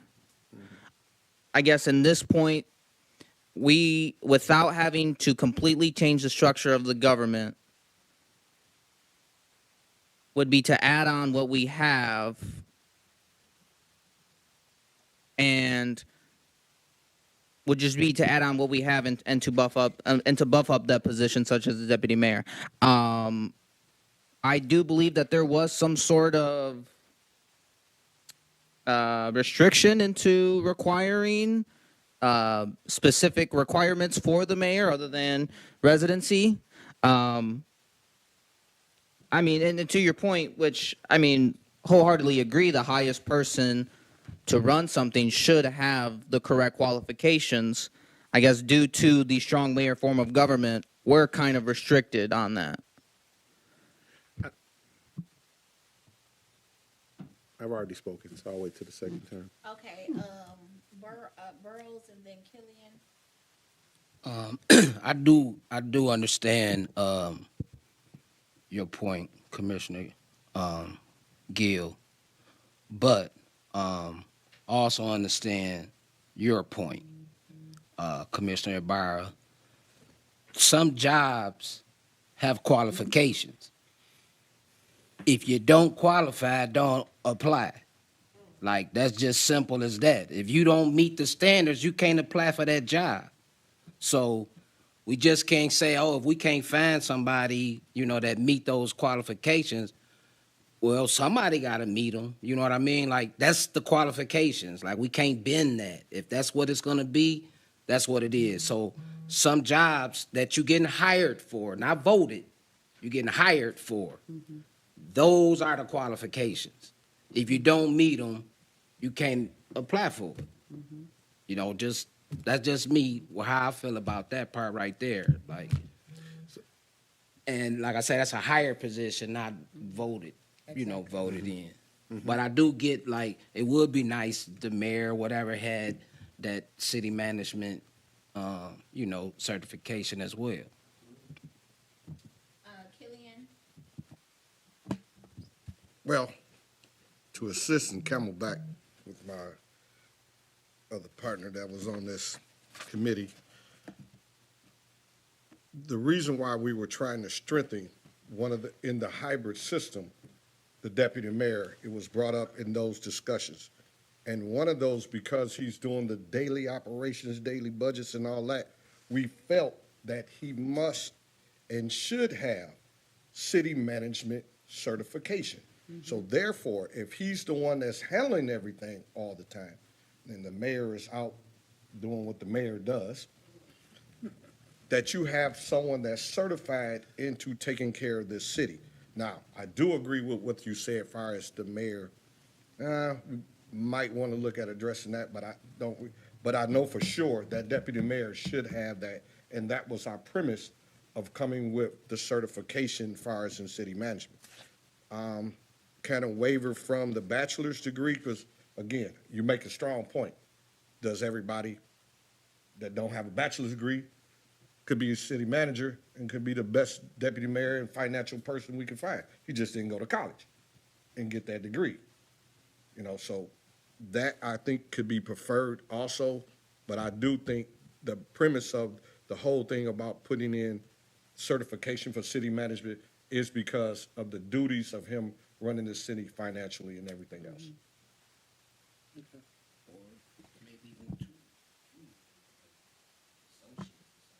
Madam Chair? Yes. Yeah, so, that politics is a peculiar animal in that, people run for office. We've had, during my lifetime, we've had a variety of different people who have run for office and been elected. And then there was nothing on their resume which suggests that they had the preparation for running the city and the economy of scale that Pontiac has presented to them. And so, the backup was that, we would hire someone who has been trained in managing cities. And so that's how this thing, so you got your politician up front kissing the babies and going to meetings and giving speeches and talking about how things are going and whatnot. But that person has to be in partnership with the city manager who actually knows the reality of what the numbers are saying. So it's not to say that it's taking away the power of the mayor, but hopefully, the manager that we would like to see in our governance is able to use the numbers and work with the numbers so that we stay out of receivership and things like that. So yeah, it's one of those things. You have to have that if you're gonna have a strong mayor form of government in a small city the size of Pontiac. The chances of being able to elect someone who has the skills to do all the management and budget issues required is not too great. So you have to hire someone who fits into that thing, and then you have the political leadership on top of that. So, but I think that there is room in there where the council can object to the city manager too. Oh, I'm ready. Just waiting. Go. Okay, Dr. Turpin, I'm not quite sure what I think I heard what I heard in that last statement, but I do think we have folks currently residing in the city that can run a city and don't need a deputy mayor. And that's just my personal belief. Now, with that being said, you're absolutely, I do hang on the point of that a mayor should be, our mayor should be solely focused on building and bringing in partnerships that align with the goals and the realities of our finances and structurally how we are day to day. A city manager qualification does not necessarily guarantee that. But what it does for me is that I either or. Bachelor's in business administration or city management. Because it is an administrative duty that you're going to have to do on a daily basis. And I agree with you when you wholeheartedly, this is a hired position. So those who qualify, qualify. If you don't, you don't. Because in our city, we have legislative, the ability where a person that's presented to council can be rejected, right? If the deputy mayor has those duties and council says, we just don't like that deputy mayor, which happens, that's a reality, then what is that we can put in a charter that would give support to the executive branch to bring in a person who does that day to day? Do you just keep rolling in candidates or keep having the mayor keep trying to find candidates? That's one thing, and I think that is the way to go, because if you reject one deputy mayor, then okay, I need to go find another deputy mayor or bring back this deputy mayor, because it's not to say that you can't bring him back. It's just that you rejected him. So I just, that's the point. Like, that's that part where you say that we're out of Dr. Turpin. We can't legislate everything. That's right. Right, we can't legislate everything. But we live and operate in a city that individuals have, if those things happen, we have to have enough experience to say that the person can come back, that, you know what I mean, like, or, you know what I'm saying, like that's, if this is your baby and you're birthing it, I'm all supportive of having the city management. Don't get it twisted. Yeah, I only played the advocate in the piece of that you have to have something Mr. Garrett, obviously, there is the potential for the council to reject the behavior of the city manager. And the mayor, you know, he's handicapped there. He can't, you know, if the council says they don't want the guy, they can kick him out, right? Yeah. Yeah. What it's So, I mean, supposed to. that's just the way it is when you have, you know, governance, you know, to run your city. And hopefully they can come to an agreement in terms of the personnel that are hired to help us with the requirements of the city the size of Pontiac. There are people out there, you know, that would be glad to take that job, I'm sure. And you have to interview them, and they have to be supported by the council. And it's just, you know, those processes are in place, you know, and you know, I don't see why we have to debate the eventuality of something that, you know, has not happened. And given the fact that, you know, if it does happen, there are things in place in which we can move forward. So, you know. Well, that's what I was saying, but Well, it has happened, though. It has happened. There are certain requirements for the position, but the council, if they find something that they find wrong with the person that's in position, they can vote them out. But I don't think we're looking at we're talking about the qualification. So this person Well, wouldn't the even be coming qualification- in front of the council unless they Yes. had these Yeah, things. So the that's all we're the talking about. We're qualifications not are- talking about what is that? You know, Personality it got issues. around to that. Yeah. But the qualifications are what they are. I mean, they're in here. Well, but we've had a deputy mayor candidate who didn't have any of this.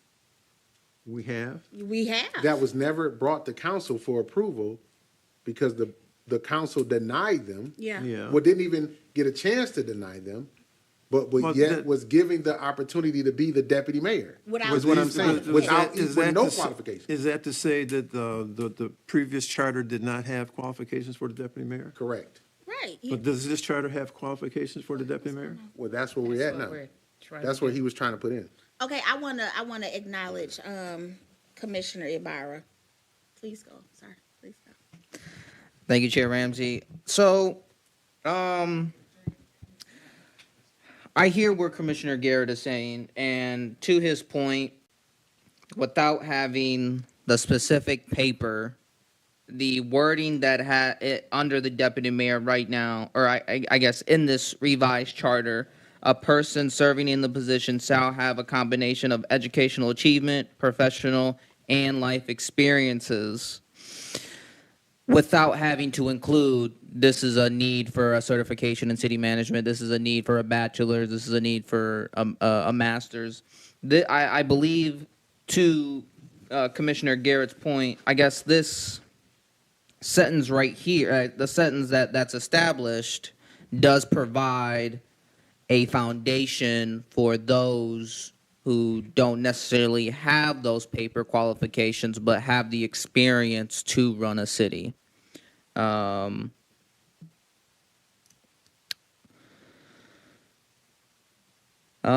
So I guess the question would be: is it? I guess what are we prioritizing the experiences that you've been through, or are you experiencing the education that you receive, or are we prioritizing the education that you receive?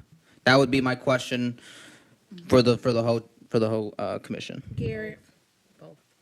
And then Payne. I'll yield to Payne. What was the question?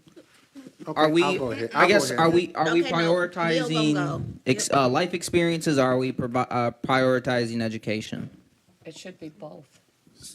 So that statement itself prioritizes. It says educational achievement and professional and life experiences. That prioritizes both.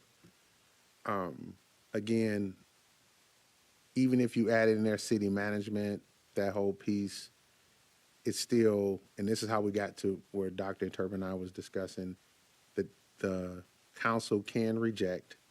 But the previous, what has happened, we want to put a safeguard. I'm just saying it's just a safeguard, is that if they reject and the executive branch doesn't agree, that you can't go put that person on salary, give them the title of deputy mayor, and then be out in the Pontiac saying it's the deputy mayor. You know what I'm saying? Like you just can't do that. And so that goes back to putting a legislative arm or legal arm to legislation to be able to have some financial power or reverence to say that this person shall not be paid, like have a legal person on, and then have that public integrity officer. And to your point of the public integrity officer, we just experienced that in Wayne County, right? There was some discretions with that particular sheriff. The public integrity officer was brought in to be able to explain, was it something done wrong in the financial contributions of that person? Just giving an example of it. So having that public integrity officer will answer our questions to if somebody was to reject. So I would just leave that the same. I would not put the wording in there of city manager experience, because what has a tendency of happening is that I experienced on Tuesday night is that we have some folks who are very well in knowledge of the city of Pontiac, and they have a reference to what Pontiac used to be. And when you use words like city manager or city manager certification, you moving us in to get them, they're going to take the rest of our stuff. You don't want to play on words if we're going to get that passed. So I think you covered it all when you say educational achievement, professional and life experiences, and moral competency to serve as the chief operating officer of the city. And when I say moral competency, that means that when the people go do your background check, you ain't been caught up in no other situations that would allude to you being eligible for this position as well, because that's what people are going to do. So, All right, I would like to add. So I like some of the wording. I think we need to have some description of what the educational achievements are. I don't think we should add city manager, but a degree in public administration, business administration, or related field, I think is important. Experience with municipal finance, community and economic development, project management oversight, supervisory thing. I think we need to name those things because I promise y'all, I watched 2 city council meetings where they drug the DPW director. The DPW director who runs the DPW department, not the COO of the city, for not having credentials. So if we drag in our directors and deputy directors, why we can't do it for the COO? That's a question. We don't have to put city manager because I don't like that, and I agree. But just defining what the degree is in, like they need to have a degree and this experience. Thank you. I agree. If you're not gonna add city manager in there, you're gonna have to add the definition of what a city manager do. Well, Because that's the only way, because I have no problem with adding city manager certification. I don't have any problem with that. I prefer that. But if you don't want to use the wording city manager, you're gonna have to add the definition of a city manager and use those words. But that's me. Okay. Maybe use the word. Okay, city I'm gonna say this, I'm gonna management. record this and say this, okay? A person serving in the position of deputy mayor shall have a combination of a bachelor's degree in public administration, business administration, or related field. A master's degree is preferred. Experience with municipal finance, community and economic development, project manager, and supervisory skills. Good written and oral communication skills, period. That's your definition of your city manager. I like it. Sounds good. All right, but this is the part that I think Commissioner Garrett and Turpin were talking about. The first part is the mayor shall appoint with the approval of the council. We have seen if the council does not approve, that person can still be put in that position. So that first part, unless there is somewhere else, which I was looking for and I did not see, that says if the council does not approve what happens, then there's not that there. There is appointments for directors and appointments for deputy directors, but it doesn't say any failure to act on appointments. So this is where I think they were acting on when that deputy mayor was put in there. But it says directors and not deputy mayor. So do we want to add some teeth to the first paragraph around if the person is not approved, what does that mean? Or are we just going to assume that's in section 4.106?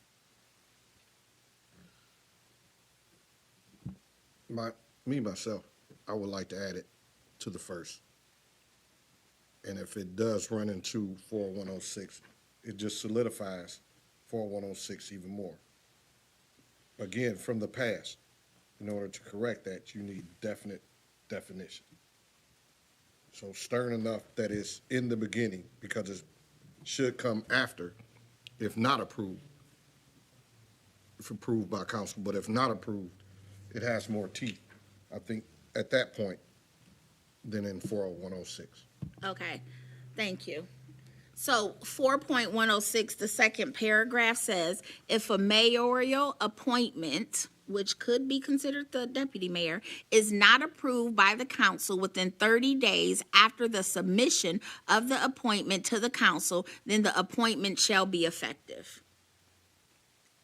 So if we add some teeth into this that says the mayor shall appoint with the approval of council, a deputy mayor, and then, you know, all of that period after disability of the mayor, if not approved by the council within 30 days, then we would have to add some teeth to it after that. And then we would have to change 4.106 second paragraph as well. So what is the pleasure of this body?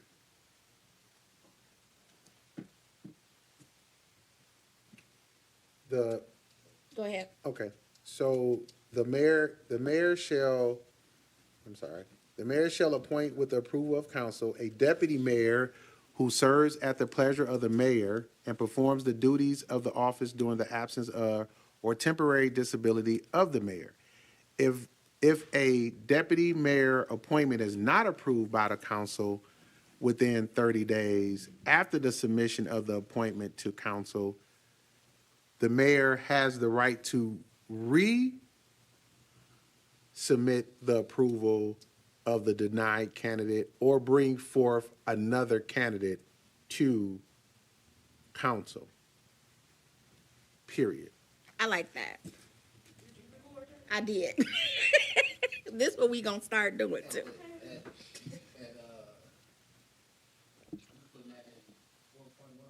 No, this is 4.103. The first paragraph. I'm adding that up there. We gonna change that too. What? 4.106. It's the Yeah, we same gonna thing. change that too. Yeah. But I'm just saying It's- within you're that 30 being days redundant. to give if it gets rejected, that in 30 days, within that 30 days, he has a right to resubmit the candidate or bring a new candidate. Period. So doesn't, Right. I'm sorry, I'm but sorry, go doesn't 106 allow for the council to approve or disapprove?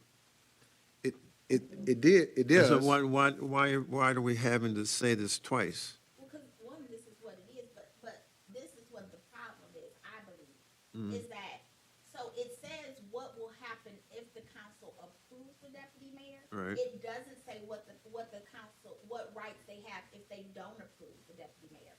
But 4.106, the appointment of directors, was used in order to keep somebody there that wasn't approved by the council. So it doesn't say deputy mayor at all, it says director. So we're gonna, the request will be to change that as well, but to put some teeth in the deputy mayor as well. Yeah, what are directors anyway? Like, We on 4.103. okay, oh, We on sorry. 4.103. We're gonna get to that one. So is everybody okay with what Commissioner Garrett just said? Seems like it's fine to me. Hold on. Adding I language can read is it over. redundant. Oh, go ahead, because I'm gonna play the tape. Oh, you want to, to? okay. The mayor shall appoint with the approval of council a deputy mayor who serves at the pleasure of the mayor and performs the duties of the duties of the office during the absence or temporary disability of the mayor. If the deputy mayor appointment is not approved by council within 30 calendar days, the mayor has the right to resubmit the denied candidate or submit a new candidate for deputy mayor, period. And reason why it's just period is because if, say for instance, it's just period. So he can't have anybody continue, he or she can't have nobody continually working if the person has been denied. And then now it's up to, at that point, for the deputy mayor and the council to come back and say, I need to go for my third candidate. Nobody continues to work. Because if you don't put the period there, that means anything after that, executive, they can just interpret it as put them as on salary and then have them working and then resubmit them. No. If you deny it, you have to be resubmitted. You can't go back working. You just have to be resubmitted if that's the pleasure of the mayor at that time. I don't within see 30 where days. that's saying anything different than what's already being said. Well, I It can it help says, you out a it little says bit right on there in the that. first line, the mayor shall appoint with the approval of council. But you're looking at the title. Look at the title 4106 and title 103. We're actually talking about if a deputy mayor is not, okay, appointed. If it's not Down appointed. 4106 is appointment of directors. It doesn't specifically say the deputy mayor. So if we put it up here in 40102, I'm saying, we're and specifically talking about the deputy mayor. And 103, that's what it's talking about, the deputy mayor. And that's what we're saying, Mr. And it says the mayor shall appoint with the approval of council. And what does it say if the council doesn't approve? It doesn't say anything, but That's- but he that's what can't we're saying. appoint, he can't appoint if they don't approve. But they do- What has happened in the past? So how can he approve if the council hasn't appointed? Because what has Call for the happened vote. I mean, in the- appoint if the council doesn't We approve have it. A call for the vote. What are we voting on? We are voting to approve the first paragraph as read by Commissioner Garrett and the second paragraph as read by myself. Y'all remember what that is? Yes? Yes? So there has to be a, Madam Chair, for point of clarity for parliamentary procedures. For the motion has to be read as one. It cannot Okay. split into parts. All It right. has to be read as one. Okay, here we go. We're about to read it. Both of them, like, We'll read both of them together. Okay, hold on. oh, wait, let me Chair. record mine. Tell me when you're ready. It's a hand up over here. Oh, hey, I just have a question in regards to if the deputy mayor is not approved, and then the mayor can bring that same deputy mayor back to the city council, what will change to make the city council change and approve that person? If Garrett, they are disapproved from once, have you seen, or what makes them approve the second time? Because a lot of times when a candidate is presented, on the second time, you get what the council is asking for, and it gives you another opportunity to bring back information that came out through the That discussion may when the not come disapproval out, true. happened. Okay. That way, you have a chance of having that person approved. And then there's also there's also the ability to have that person go before a committee that's already been established through council first, to flush out any other additional questions as well. So should that little piece and a few words go in there also? No, ma'am, because it's already, the process of that is already in place Oh, when, it is in place. when the organizational meeting happens with council, they then begin to flush out their committees. And then as you're going through your nomination or you're going through your hiring processes for directors and things of that nature, it behooves you to take it to committee first and get at least the grasp of committee. Committee then talks to the basically body as a whole. So when you do become in front of the full committee for approval, when you do get in front of council for the whole, for the approval, you've pretty much covered all your bases before you even get to that vote.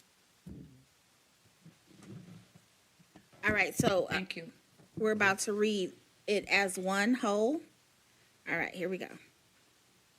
A person serving in the position of deputy mayor. Oh, wait, nope, that's the first part. We gotta read the. Deputy mayor appointment is not approved by the council within 30 days after the submission of the appointment to council.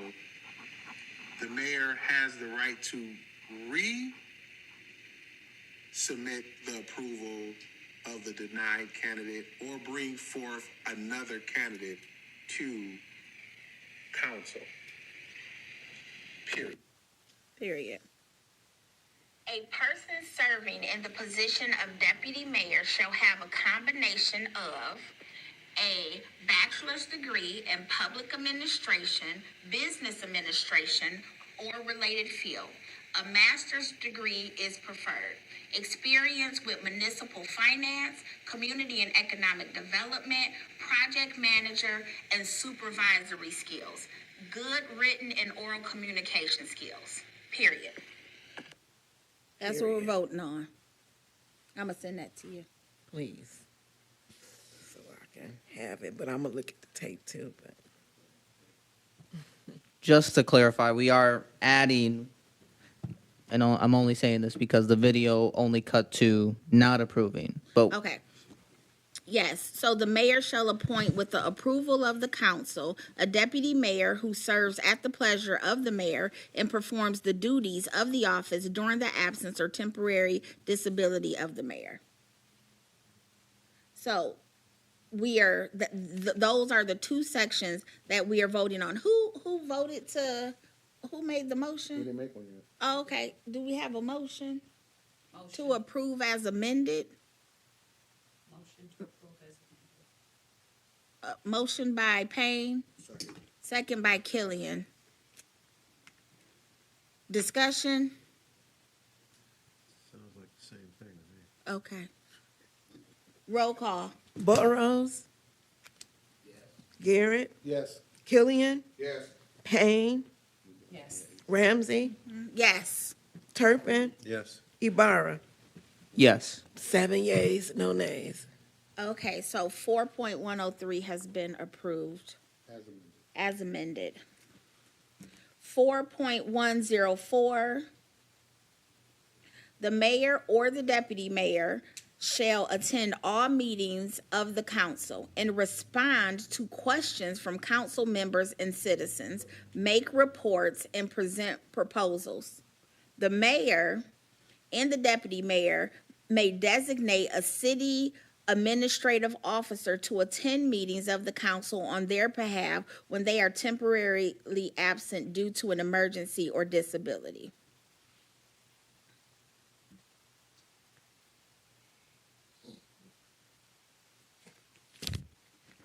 Sounds good to me. So the original said the mayor or the deputy mayor shall attend all meetings of the council and respond to questions from the council members and citizens, make reports, and present proposals. By letter filed with the city clerk, the mayor or deputy mayor may designate a qualified city administrative officer to attend all meetings of the council and respond to questions from council members and citizens, make reports and present proposals during the mayor or deputy mayor's temporary absence due to an emergency or disability.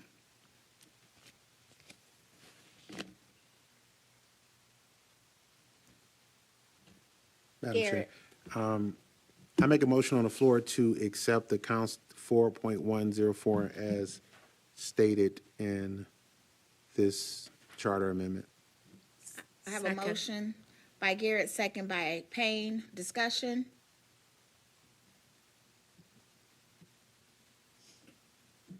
Roll call? Garrett, Yes. Killian, Yes. Payne, Yes. Ramsey, Yes. Turpin, Yes. Ibarra,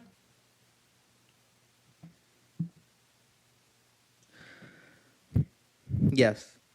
Burrows. 7 yeas, no nays. 4.104 as is. Yes, 4.104 as is.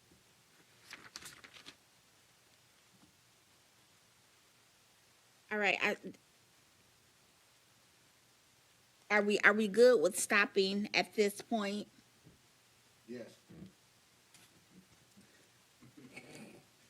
So we're starting at 4.105? Yes. Yes. I'm good. We would, okay, so we are good with, so when we start back up, we're gonna be going through 4.10, start at 4.105, but I also want to make sure that if we have Stewart and Williams here, that we go through the 3.103, 3.104, and 3.116. And so we will untable those or take them off the table or whatever in the hell we got to do so we can talk about them. And then start at 4.105. So that's going to be November 4th? That is going to be November 4th, yes.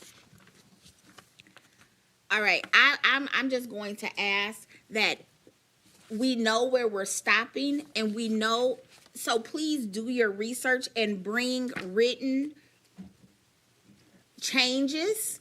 And if you don't have a copier, we can give it to the deputy clerk. She can make copies for us. It's easier to look at things and know what you're thinking, to debate. But please come prepared. Read through it, put your questions down, do your research, and just come ready to present what you want changed if you want anything changed. And with that, we're going to do closing comments, and we're going to start with Payne. No comment. Thank you. Turpin, No comments. Ibarra. It was a pleasure to be here with you all tonight. Shout out Commissioner Burrows for attending today, man. We truly missed your presence. We appreciate you being out here today, man. You're looking great as usual. And yes, I'm looking forward to November 4th. It's also my birthday, so I appreciate the meeting on my birthday. I guess that's my. Jeans and bow ties? Come on. So yeah, looking forward to seeing you guys on my 24th birthday as the time goes by so fast. So fast. As you know, right? Burrows. I just want to say happy to be back. Glad to see y'all. I want to thank everyone, the city of Pontiac, everyone that was out, that was giving me prayers and saying prayers for me and my family. I actually felt those prayers like never before. So I just want to say I'm happy to be back. I'm ready to get ready, get the business going. But thank everyone for the prayers and the well wishes. Thank you. Thank you. Killian. First and foremost, praise the Lord and honors to Miss Evelyn LaDuff and my family for putting up with me with dealing with certain charter commission and everything of these duties. It is a lot to adhere. I want to send out a big honor to my brother next to me, Mr. Norbert Burrows, and his blessings of getting back to health. A lot of times we could take those things for granted, and it is truly an inspiration to have him here tonight. I also want to express my importance to the people that's watching and that are here and not here. I truly understand the importance of the charter after Tuesday's election vote on certain things that they did. Well, let's just say with Mark Twain, the property of Mark Twain, I do understand why we need teeth, why we need a change in our charter commission and in the way we do our government duties. So with that said, peace. Garrett.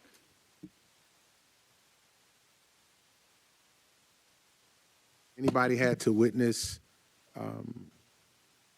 or have a lack of faith or doubt that there is a higher purpose in person or persons or beings that's higher than ourselves, having Commissioner Burrows walk through that door added 4 layers of faith to me. I am a type of person that when I ask my God for a blessing or ask him to do a certain thing, it is for me to meet the person at the last place that I saw them.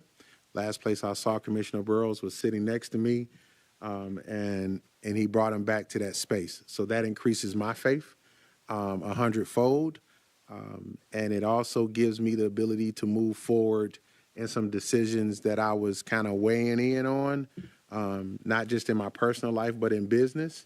And so again, thank you for adhering to that faith. It is a process. It is a full circle.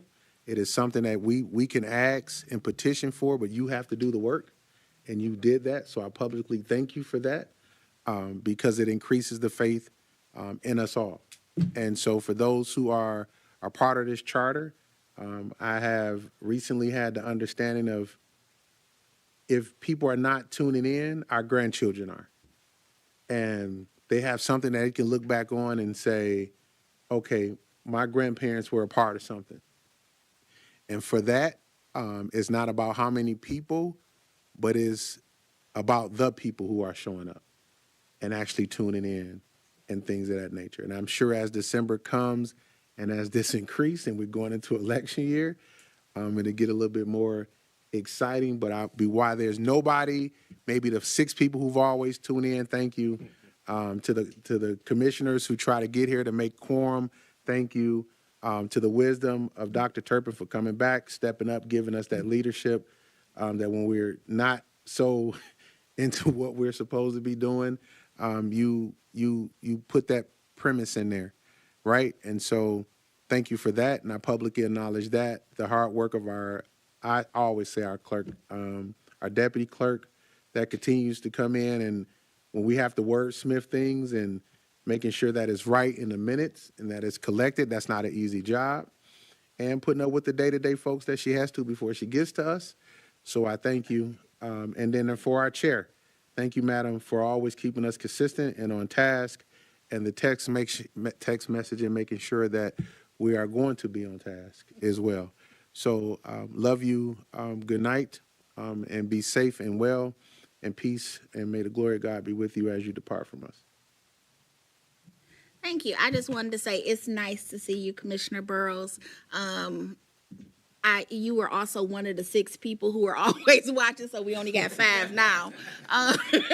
Putting his input on there. I'm just like, why is he yelling at us? Right? Did y'all read that? Right. I was like, what happened? I appreciate you being back. I just wanted to thank everybody. We get passionate, but I know we're all here for the same reason. I am just asking that because we only have a little bit of time, people have jobs and family that they are not attending to make these meetings, and now make these extra meetings, that we come prepared so that we can finish this and have it ready, because after we're done, we also have to make sure that our community is educated on these things so that they can vote on it and know exactly what they're voting on. So I'm just asking that we move forward that way. With that being said, I would like to close the meeting at 8:32. No, we don't need to do no. Okay. Meeting adjourned.